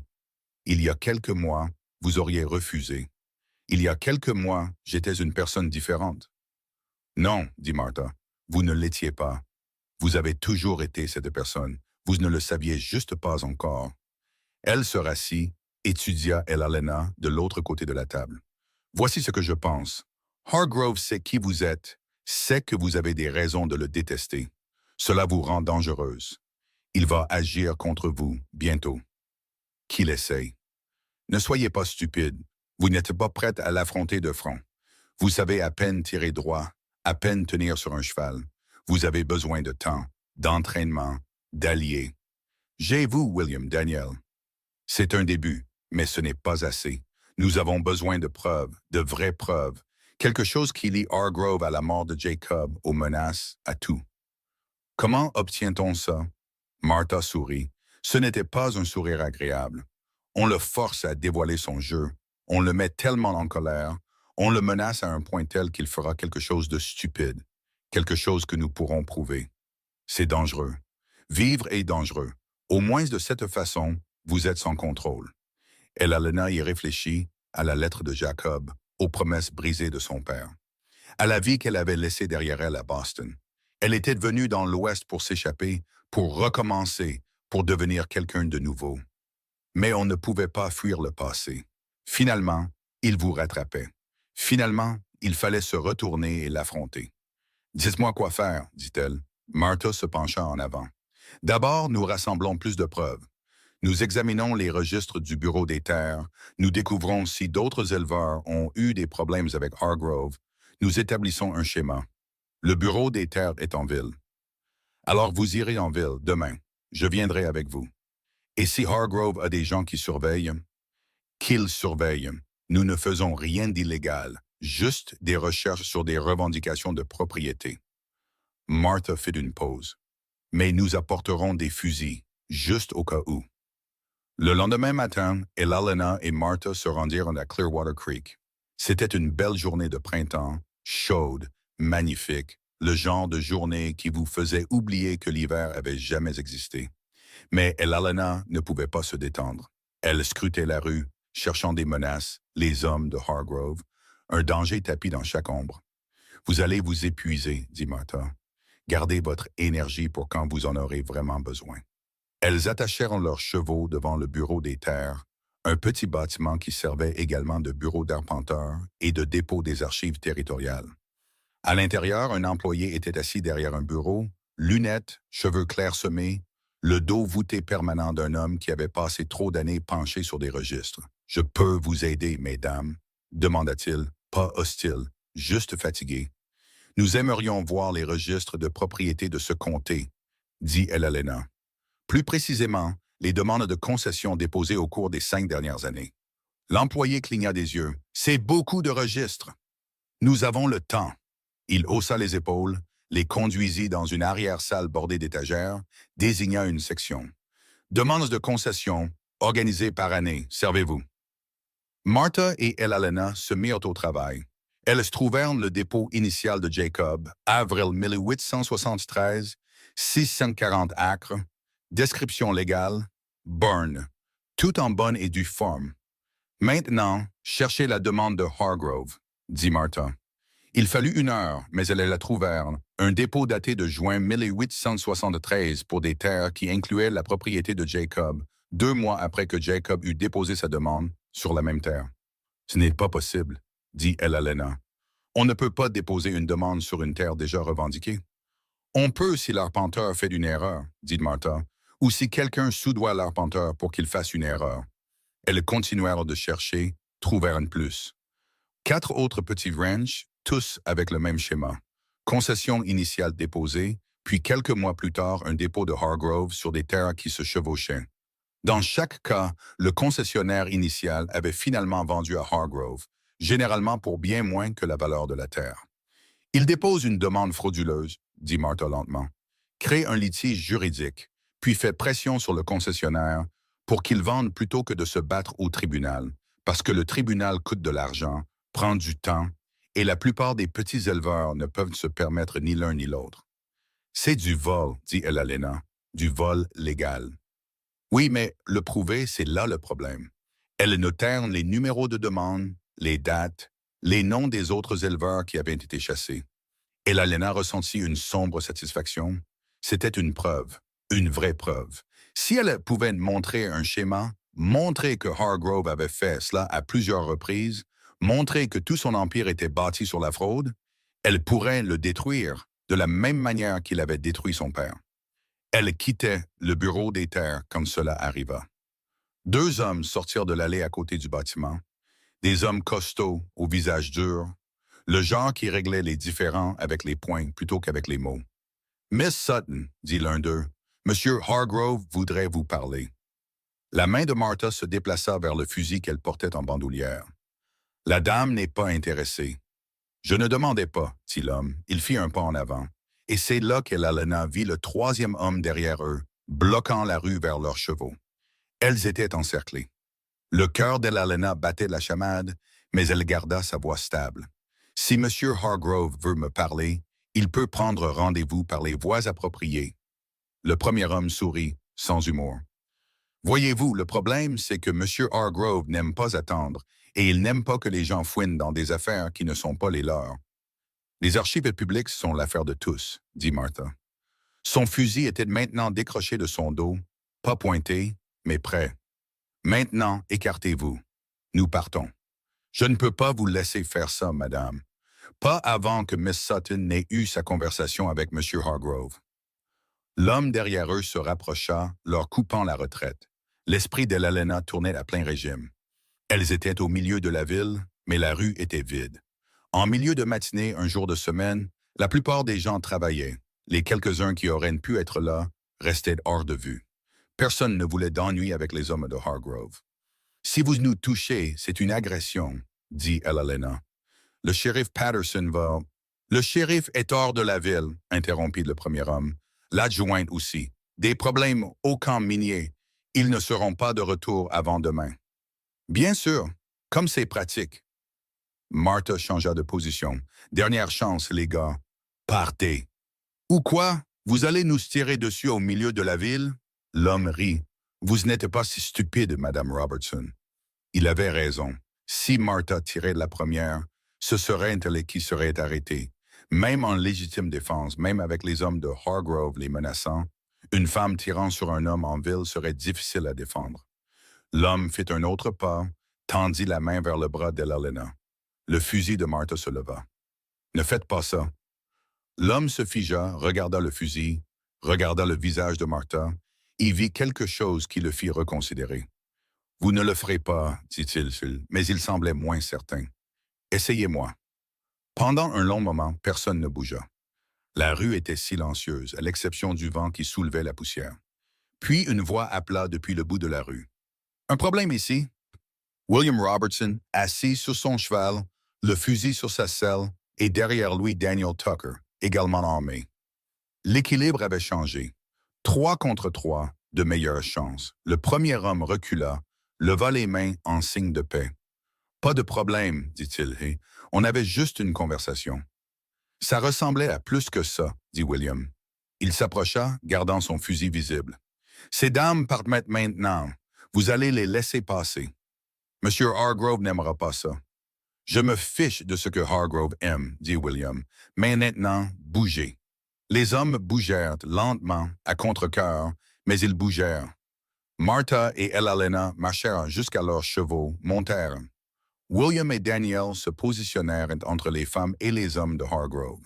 Ils quittèrent la ville au trot, sans courir, cela montrerait de la peur, mais sans traîner non plus.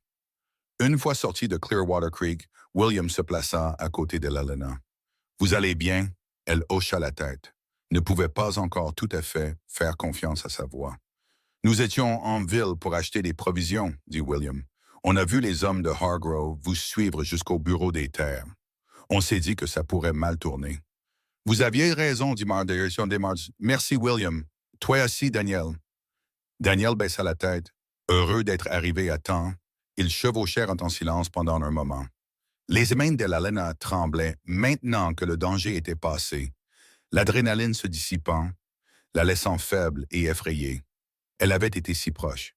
Si William n'était pas arrivé, si ces hommes l'avaient attrapé, l'avaient emmené à Hargrove, elle ne voulait pas penser à ce qui aurait pu arriver. « Qu'avez-vous trouvé? » demanda William. « Au bureau des terres.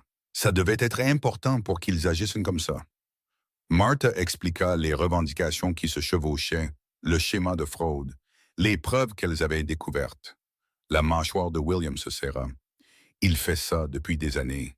Tout le monde savait que quelque chose clochait, mais personne ne pouvait le prouver. « Nous pouvons le prouver maintenant, » dit Elena. « Si nous pouvons apporter ces preuves aux autorités territoriales, si nous pouvons montrer le schéma, c'est un grand si, dit Daniel doucement. Hargrove a des amis à Cheyenne, au gouvernement territorial. Il pourrait faire disparaître tout ça. Alors nous le rendrons public, dit Elena. Nous le dirons aux autres éleveurs, ceux qui ont été forcés de vendre. Nous les ferons se manifester, témoigner. Certains d'entre eux sont morts, dit William, comme mon père. D'autres sont partis, trop effrayés pour revenir et se battre. Nous devons essayer. Martha la regarda. Vous savez ce que cela signifie, n'est-ce pas? Vous déclarez la guerre à l'homme le plus puissant du territoire. Il ne s'arrêtera plus aux menaces. Il viendra vous chercher et il ne vous ratera pas. Helena pensa à son père, à Jacob, à tous ceux que Hargrove avait détruits. Bien, dit-elle, qu'ils viennent. Au moins 7 fois nous le verrons venir. Ils rentrèrent à Sweetwater sans autre incident, mais la tentative d'enlèvement avait secoué tout le monde. Vous ne pouvez plus rester seul ici, dit Martha en dessayant les chevaux. Pas tant que ce ne sera pas réglé. Je ne quitte pas Sweetwater. Je n'ai pas dit de partir, j'ai dit de ne pas rester seul. Daniel, tu as toujours ton sac de couchage? Oui, madame.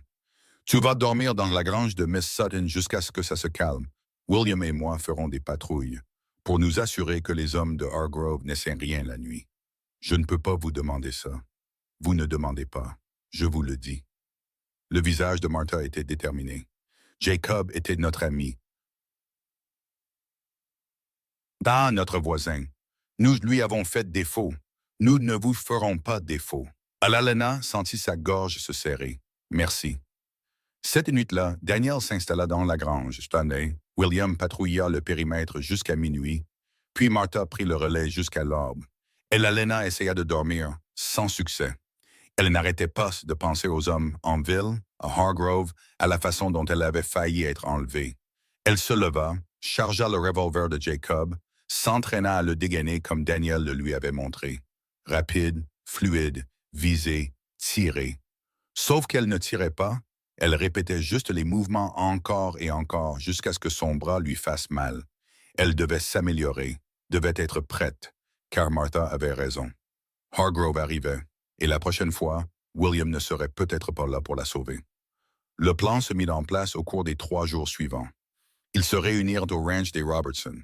Martha, William, Daniel et Alalena s'assirent autour de la table de la cuisine comme s'ils planifiaient la construction d'une grange au lieu d'un piège pour l'homme le plus dangereux du Wyoming.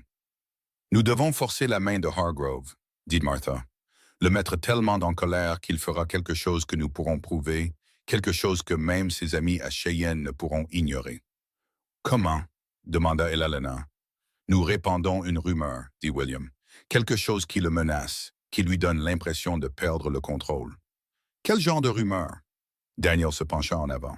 « Et si les gens entendaient que Miss Sutton a reçu un gros héritage de l'Est, assez d'argent pour agrandir Sweetwater, pour engager des avocats, pour combattre Hargrove au tribunal et gagner? » Martha hocha lentement la tête. Il paniquerait. Il ne peut pas se permettre d'avoir quelqu'un avec des ressources qui conteste ses revendications frauduleuses. Il ne peut pas se permettre que tout son empire soit remis en question. « Mais je n'ai pas d'héritage, » dit Alalena. « Peu importe. Il faut juste que ça paraisse réel assez longtemps pour qu'il agisse. »« Agir comment? »« Il enverra Blackwell, » dit William, « ou viendra lui-même, proférera des menaces, essaiera de vous intimider pour que vous vendiez avant que vous ne puissiez utiliser cet argent imaginaire contre lui. Et quand il le fera, nous aurons des témoins, » termina Martha. Le shérif Patterson, ses adjoints, cachés, prêts à l'arrêter pour le crime qu'il commettra. C'était risqué. Alalena serait l'appât, exposé, vulnérable, mais ça pourrait marcher. Patterson n'aimera pas ça, dit-elle. Patterson veut Hargrove autant que nous, dit Martha. Il a juste besoin d'une cause probable. Ça la lui donne. Ils réglèrent les détails. Alalena irait en ville, ferait tout un spectacle en déposant de l'argent à la banque, mentionnerait à voix haute que son oncle à Boston était mort, lui laissant une fortune. Elle l'utilisait pour agrandir le ranch. Madame Holloway au magasin général entendrait, le répandrait à tout le monde. En un jour, Hargrove le saurait. Ensuite, ils attendraient à Sweetwater avec Patterson et ses hommes cachés, prêts. « Et si Blackwell tire en premier? » demanda Alalena. « Et s'il ne s'embête pas avec des menaces? »« Alors Patterson lui tire dessus, » dit William sèchement. « Mais Blackwell n'est pas stupide. Il voudra d'abord vous faire peur, vous faire souffrir. Les hommes comme lui font toujours ça. »« Vous devrez être prête, » ajouta Daniel. « Quand ils viendront, restez calme, laissez-les parler, donnez à Patterson le temps de se mettre en position. Et si quelque chose tourne mal? » Martha sortit un fusil de chasse, le posa sur la table. « Alors, vous utilisez ça. Visez en plein torse. N'hésitez pas. Ne réfléchissez pas. Tirez simplement. » Alalena regarda le fusil de chasse, les visages autour de la table, Ces gens qui étaient devenus sa famille dans les mois qui avaient suivi la mort de Jacob. Pourquoi faites-vous ça? Demanda-t-elle. Risquez vos vies pour moi. L'expression de Martha s'adoucit légèrement. Parce que vous êtes resté. Quand tout le monde disait que vous fuiriez, vous êtes resté. Ça signifie quelque chose ici. Et parce que Hargrove doit être arrêté, ajouta William. Il a terrorisé cette vallée assez longtemps. Et parce que M. Miller l'aurait voulu, dit Daniel doucement. Il disait toujours que les gens doivent veiller les uns sur les autres. C'est ce qui fait une communauté. Elalena sentit quelque chose de chaud dans sa poitrine, de la gratitude, de l'affection, un sentiment d'appartenance. Elle était venue seule dans l'Ouest désespérée, fuyant tout ce qu'elle avait perdu. Mais elle n'était plus seule. D'accord, dit-elle, faisons-le. Le lendemain, Elalena se rendit à Clearwater Creek, portant une petite mallette en cuir. À l'intérieur se trouvait 200 $, tout ce qu'il lui restait au monde. Elle entra dans la banque, demanda à voir le directeur, s'assura que sa voix portait. « J'aimerais ouvrir un compte, dit-elle, et déposer ces fonds, le premier versement de la succession de mon oncle à Boston. » Le directeur de la banque, un homme nerveux nommé Perkins, regarda l'argent avec de grands yeux. « C'est une somme considérable, Miss Sutton. »« L'héritage complet est bien plus important, » dit Elalena, assez fort pour que les autres clients l'entendent. « Je recevrai des virements mensuels. J'ai l'intention d'agrandir considérablement le ranch de Sweetwater. » Perkins prit des notes, posa des questions, remplit les formalités.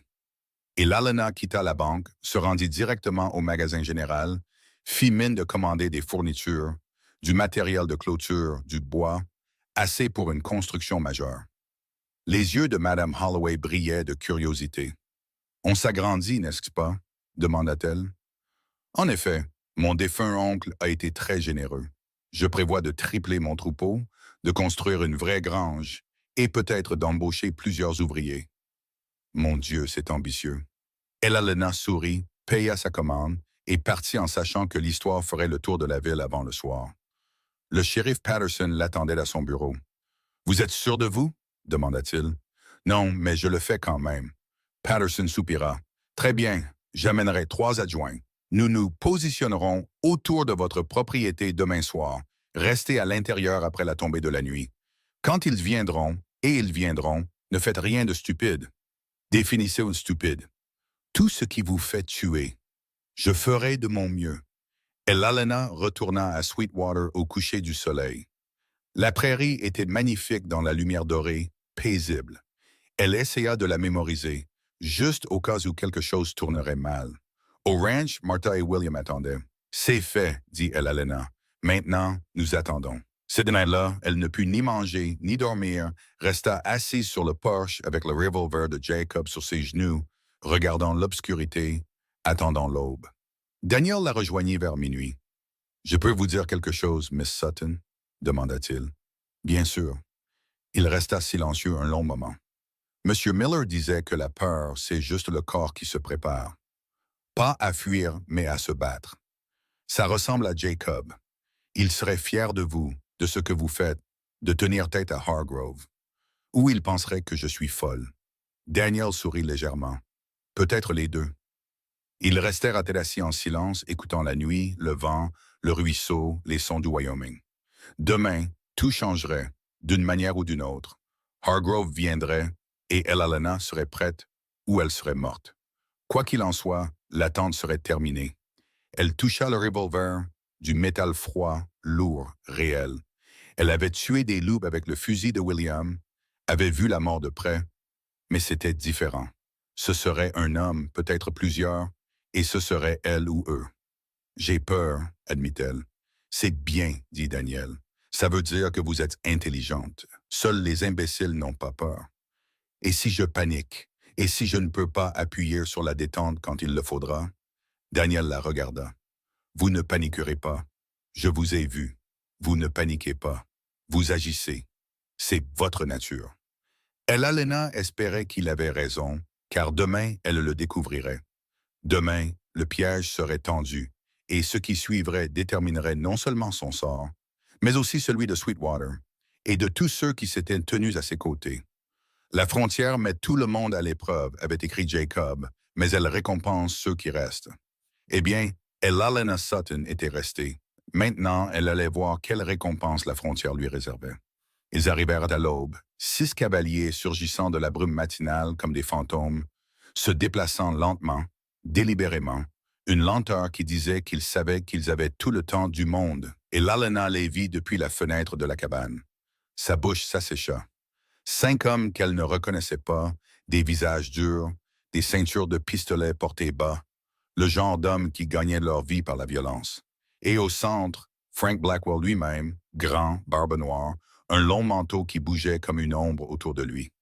Même de loin, elle pouvait sentir le danger qui émanait de lui comme de la chaleur. Derrière lui chevauchait Emmett Hargrove. Le souffle de Lalena se coupa. Elle ne s'attendait pas à ce que Hargrove vienne lui-même, ne s'attendait pas à ce qu'il risque d'être vu, d'être directement lié à ce qui allait se passer. Mais il était là, vêtements chers, cheveux argentés captant la première lumière, chevauchant à côté d'un hors-la-loi connu comme s'ils étaient des partenaires commerciaux, ce qu'elle supposait qu'ils étaient. Elle vérifia son revolver, chargé. Elle s'était entraînée pendant 3 jours d'affilée, dégainée rapidement, visée, respirée, pressée. Daniel l'avait forcée à le faire jusqu'à ce que son bras lui fasse mal, jusqu'à ce qu'elle puisse dégainer sans réfléchir, jusqu'à ce que l'arme semble faire partie de sa main. Elle espérait que ce serait suffisant. Dehors, caché dans la grange, le shérif Patterson attendait avec 2 adjoints. William était positionné dans les peupliers près du ruisseau. Martha avait le terrain élevé sur la crête au nord de la cabane. Daniel était dans la cave à légumes avec une ligne de mire claire sur la cour. Tous armés, tout prêts, mais 6 contre 6, et Elal Aliena était la seule exposée, debout à découvert, un appât dans un piège qui pourrait ne pas se refermer. Elle prit une profonde inspiration, sortit sur le porche. Les cavaliers s'arrêtèrent à une vingtaine de mètres de la cabane, assez loin pour parler, assez près pour tirer s'ils le voulaient. Blackwell descendit le premier, se déplaçant comme un prédateur, tout en muscles tendus et en violence contrôlée. « Miss Sutton » appela-t-il. « Belle matinée, n'est-ce que pas? »« Dites ce que vous voulez, Monsieur Blackwell. » Il sourit, sans chaleur. « J'ai entendu dire que vous aviez hérité d'une somme d'argent, un héritage de l'Est. Félicitations. »« Merci. Le problème, c'est que ça complique les choses. Voyez-vous, Monsieur Hargrove ici, il a essayé de vous aider en vous proposant d'acheter cette propriété pour que vous n'ayez pas à lutter. Mais maintenant, avec tout cet argent, vous pourriez avoir des idées, vous pourriez penser que vous pouvez le combattre. » Elalena ne dit rien, attendit simplement. Hargrove avança son cheval, la regarda de haut depuis sa selle. « Miss Sutton, je vais être franc, vous vous êtes retrouvée dans une situation que vous ne comprenez pas. Cette vallée, cette terre, tout a un certain ordre. Je maintiens cet ordre et vous le perturbez. En refusant de vendre? En existant, dit Hargrove sèchement. Vous êtes un rappel de choses que je préférerais oublier. Votre père, ses échecs, les désagréments à Boston. C'était là, l'aveu, le lien.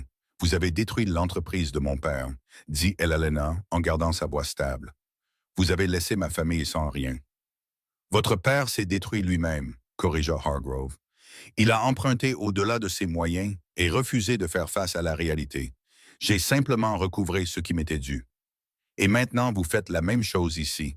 Des revendications de terres frauduleuses, des menaces, des meurtres. Les yeux de Hargrove se rétrécirent. Faites attention aux accusations que vous ne pouvez pas prouver. Je peux prouver la fraude foncière. J'ai les documents. Les documents peuvent disparaître, tout comme les gens. Blackwell se rapprocha du porche, sa main reposant sur sa ceinture de pistolet. « Voici ce qui va se passer, Miss Sutton. Vous allez céder le ranch de Sweetwater à M. Hargrove, aujourd'hui, tout de suite, pour un prix très généreux, 3 000 $. Et si je refuse? Alors des accidents arrivent, tout comme ils sont arrivés à Jacob Miller. » L'aveu désinvolte, prononcé comme s'il parlait du temps qu'il faisait. « Vous avez tué Jacob, dit Elalena. »« 3 hommes, corrigea Blackwell. Du travail propre, une seule salve. Ils n'ont jamais su ce qui les frappait. » Il le dit avec fierté, comme s'il décrivait un artisanat qualifié. « Vous avouez un meurtre. J'énonce des faits. Ce que vous faites de ces fêtes n'a pas d'importance, car après aujourd'hui, vous ne serez plus là pour le raconter à qui que ce soit. Hargrove leva la main. Ce n'est pas nécessaire, Frank. Miss Sutton va être raisonnable, n'est-ce que pas? Il se pencha en avant sur sa selle. Vous pensez vraiment que cette histoire d'héritage va vous sauver? Vous pensez que je ne sais pas que c'est un mensonge? J'ai fait des recherches. Vous n'avez pas d'oncle, pas d'héritage, juste un bluff désespéré. Peut-être, dit Elena, mais j'ai des preuves de vos revendications de terres frauduleuses et j'ai des témoins qui vous ont entendu, vous et Blackwell, avouer un meurtre. Hargrove se figea. Quels témoins? Ceux qui nous entourent dans ce moment. Le shérif Patterson sortit de la grange, le fusil levé. Emmett Hargrove, Frank Blackwell, vous êtes en état d'arrestation pour complot en vue de commettre un meurtre et pour fraude. Les deux adjoints sortirent de leur cachette. William se montra au ruisseau, Martha sur la crête. Les hommes de Blackwell mirent la main à leurs armes. « Ne bougez pas, » dit Patterson. « Vous êtes encerclés. Ça peut se terminer pacifiquement ou ça peut se terminer dans le sang. À vous de choisir. » Pendant un long moment, personne ne bougea. Puis Blackwell rit, un rire froid et laid. « Vous pensez pouvoir m'arrêter, shérif? Vous pensez que ce badge signifie quelque chose ici? » Sa main se déplaça vers son arme. Tout se passa en même temps. William tira un coup de semonce. Les hommes de Blackwell dégainèrent de leurs armes. Les adjoints ouvrirent le feu. Elena se laissa tomber derrière la balustrade du porche alors que les balles fusaient au-dessus d'elle. Des chevaux hurlèrent, des hommes crièrent. Les coups de feu claquèrent comme le tonnerre. Elle entendit du verre se briser, du bois se fendre, le claquement sec des fusils et le boom plus profond des fusils de chasse. Puis une voix, Hargrove, paniquée. « Arrêtez, arrêtez de tirer !» Les tirs ralentirent, s'arrêtèrent, et Elena risqua un regard par-dessus la balustrade. Deux des hommes de Blackwell étaient à terre, l'un clairement mort, l'autre saignant de l'épaule. Les autres avaient les mains en l'air. Mais Blackwell lui-même avait disparu. Elle balaya la cour du regard, le vit se diriger vers la grange, attrapa quelqu'un, l'utilisa comme bouclier. Daniel. Le jeune ouvrier était sorti de la cave pendant le combat. Maintenant, Blackwell le tenait, un pistolet pressé contre sa tempe. « Tout le monde lâche ses armes !» hurla Blackwell. « Ou le gamin meurt !» Patterson hésita. Les adjoints le regardèrent pour savoir quoi faire. « Faites-le !» Blackwell pressa plus fort le pistolet contre la tête de Daniel. « Maintenant !» Lentement, Patterson baissa son fusil, le posa. Les adjoints firent de même. Blackwell recula vers les chevaux, traînant Daniel avec lui. « Je m'en vais d'ici, » dit-il. « Si quelqu'un essaie de m'arrêter, le gamin se prend une balle. » Compris. Personne ne bougea. L'esprit d'Elena tournait à plein régime. Si Blackwell s'échappait, il n'aurait jamais d'autre chance. Il reviendrait, les tuerait tous, brûlerait Sweetwater jusqu'aux fondations. Elle regarda la fenêtre de la cabane, celle qui faisait face à la grange. Si elle pouvait entrer, trouver un angle. Elle bougea. Aussi silencieusement que possible, se glissa par la porte. À l'intérieur, elle attrapa le fusil de Jacob à côté du lit, se dirigea vers la fenêtre, l'ouvrit avec précaution. Là, le dos de Blackwell partiellement exposé alors qu'il se concentrait sur les hommes devant lui. Elle n'aurait qu'un seul tir, peut-être. Les yeux de Daniel croisèrent les siens à travers la fenêtre. Il vit le fusil, comprit ce qu'elle prévoyait, et il fit un minuscule signe de tête. Elena leva le fusil, le cala contre son épaule, visa Blackwell. Elle pensa à son père, à Jacob, à tous ceux que cet homme avait détruits, expira et pressa la détente. Le fusil recula. Le son fut assourdissant dans la petite cabane. À travers la fenêtre, elle vit Blackwell sursauter, vit la surprise sur son visage, le vide tomber. Daniel s'écarta en vitesse. Patterson et ses hommes se précipitèrent. Elena baissa le fusil. Ses mains tremblaient, ses oreilles bourdonnaient. Elle venait de tuer un homme. Elle sortit sur des jambes engourdies. La cour était un chaos, les adjoints sécurisant les hors-la-loi survivants, Martha descendant en courant de la crête, William sortant des arbres, et là dans la poussière, Frank Blackwell. Immobile, le sang s'étalant sous lui. Mort. Elena le fixa, essaya de ressentir quelque chose, le triomphe, le soulagement, n'importe quoi. Mais tout ce qu'elle ressentait était un vide. Patterson apparut à ses côtés. Un tiers-net, vous avez sauvé la vie du garçon. Vous nous avez tous sauvés, probablement. Elle hocha la tête. Ne pouvait pas parler. Miss Sutton, elle Alena, vous allez bien? Je l'ai tué. Ah, just you, s'entendit-elle dire. Oui, et la loi appellera ça de la légitime défense. Vous avez sauvé un otage, arrêté un meurtrier. Vous avez fait ce qu'il fallait faire. Ce qu'il fallait faire. Elle était venue dans l'Ouest pour construire une vie, pour devenir quelqu'un de nouveau, et maintenant, elle était quelqu'un qui avait tué un homme. Daniel apparut, le visage pâle, mais les yeux reconnaissants. Merci, Miss Sutton. Il aurait... Merci. Hargrove était en train d'être relevé par les adjoints, les mains liées, son manteau chair sale, son visage un masque de rage. « Vous ne pouvez rien prouver, gronda-t-il. Mes avocats me feront sortir d'ici demain. Nous avons 6 témoins qui vous ont entendu avouer un complot en vue de commettre un meurtre, dit Patterson, et le témoignage de Frank Blackwell avant sa mort. Le témoignage de Blackwell, il est mort. Mais ses paroles ne le sont pas. Nous l'avons tous entendu. Nous vous avons entendu. C'est suffisant pour un juge territorial. Le visage de Hargrove devint blanc. Il avait fait une erreur. Venir en personne, avouer devant des témoins, pensant que son pouvoir le protégerait. Mais le pouvoir ne signifiait rien quand on était assez stupide pour avouer un meurtre. Alors que les adjoints chargeaient Hargrove dans un chariot, Elena s'assit sur les marches du porche. Tout son corps tremblait maintenant. Martha s'assit à côté d'elle, ne dit rien, resta juste là, une présence solide et chaleureuse. « Je vois encore son visage, » murmura Elena, quand la balle l'a touché, la surprise. « Vous le verrez pendant un certain temps, » dit Martha. « Peut-être pour toujours. C'est le prix à payer. Est-ce que ça en valait la peine? Ce n'est pas à moi de le dire. Vous seul pouvez répondre à ça. » Elena regarda Sweetwater, la terre pour laquelle elle s'était battue, la terre qui avait coûté la vie à Jacob, qui avait failli lui coûter la sienne. Est-ce que ça en valait la peine? Elle ne le savait pas. Pas encore. Le procès fut fixé 3 semaines plus tard à Cheyenne. Les procureurs territoriaux vinrent, prirent des dépositions, constituèrent leur dossier contre Hargrove. Et Elena fut innocentée de tout acte répréhensible dans la mort de Blackwell. Légitime défense, défense d'autrui, homicide justifiable. Les mots étaient cliniques, froids. Ils ne capturaient pas ce que l'on ressentait en prenant une vie. Elle ne pouvait pas dormir. Chaque fois qu'elle fermait les yeux, elle voyait Blackwell tomber, entendait le son du coup de feu, sentait le recul du fusil contre son épaule. Martha resta avec elle ses premières nuits, la fit manger, la fit boire de l'eau, s'assit avec elle pendant les cauchemars. Ça s'améliore, promit Martha. Pas facile, mais ça s'améliore.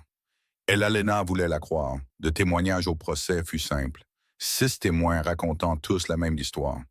L'aveu de Hargrove, l'admission de Blackwell, la tentative de meurtre, les revendications de terres frauduleuses.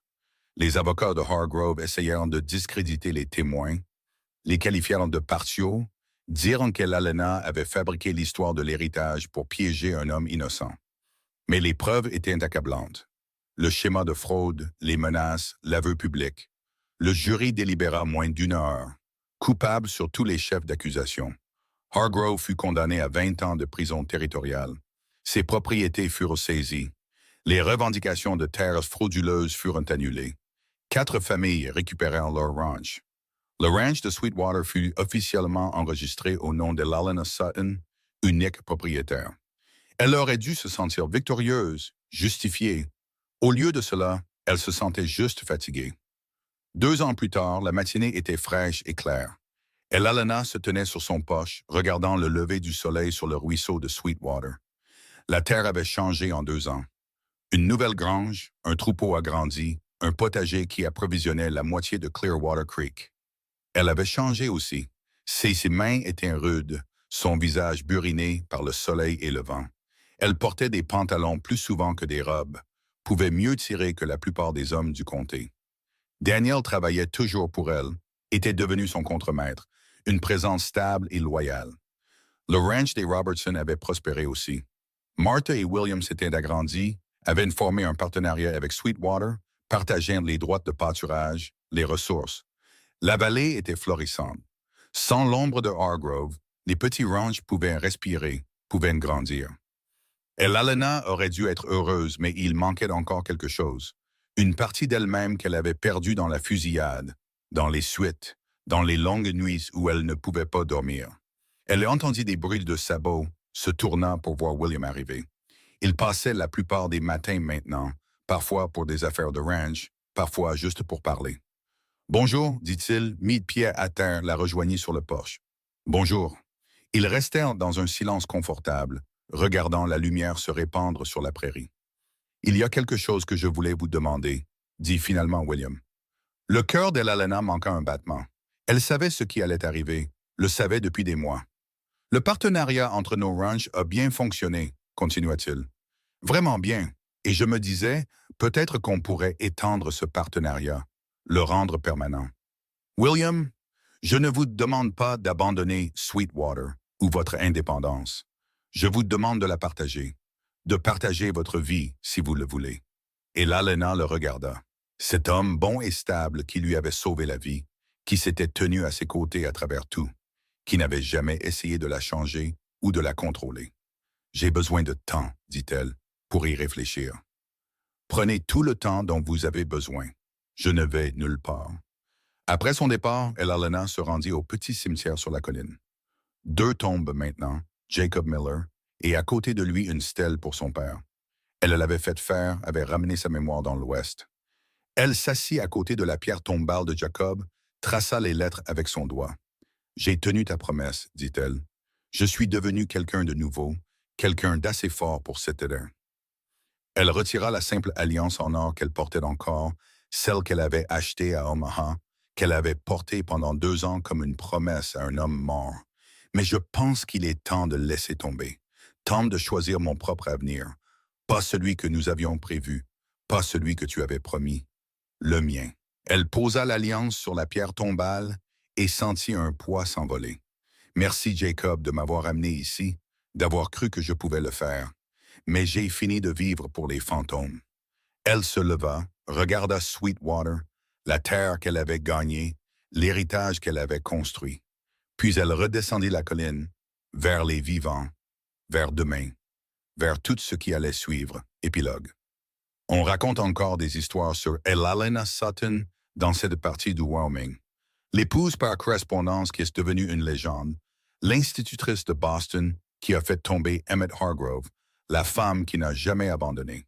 Certains disent qu'elle a épousé William Robertson le printemps suivant, unissant les 2 ranchs en l'une des exploitations les plus prospères du territoire. D'autres disent qu'elle est restée seule, indépendante jusqu'à la fin. La vérité, c'est que peu importe l'histoire que vous croyez, ce qui compte, c'est ce qu'elle a prouvé, qu'une femme pouvait revendiquer sa propre terre, mener ses propres batailles, construire son propre héritage. Le ranch de Sweetwater est prospéré pendant 40 ans. Quand Elhalena est morte en 1918, le brevet de concession était accroché au-dessus de sa cheminée. Propriétaire enregistré, Elhalena Sutton. Pas Miller, pas Robertson. Sutton.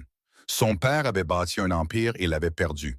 Elle a construit quelque chose de plus petit, mais c'était à elle. Quelque chose qui ne pouvait pas être pris. Le nom Sutton signifiait quelque chose dans le territoire du Wyoming. Il signifiait la force, la survie. Une femme qui était devenue exactement celle qu'elle avait choisi d'être. C'est le genre d'héritage qui vaut la peine d'être laissé. C'est l'héritage qui dure. Et c'est ainsi qu'une légende est née.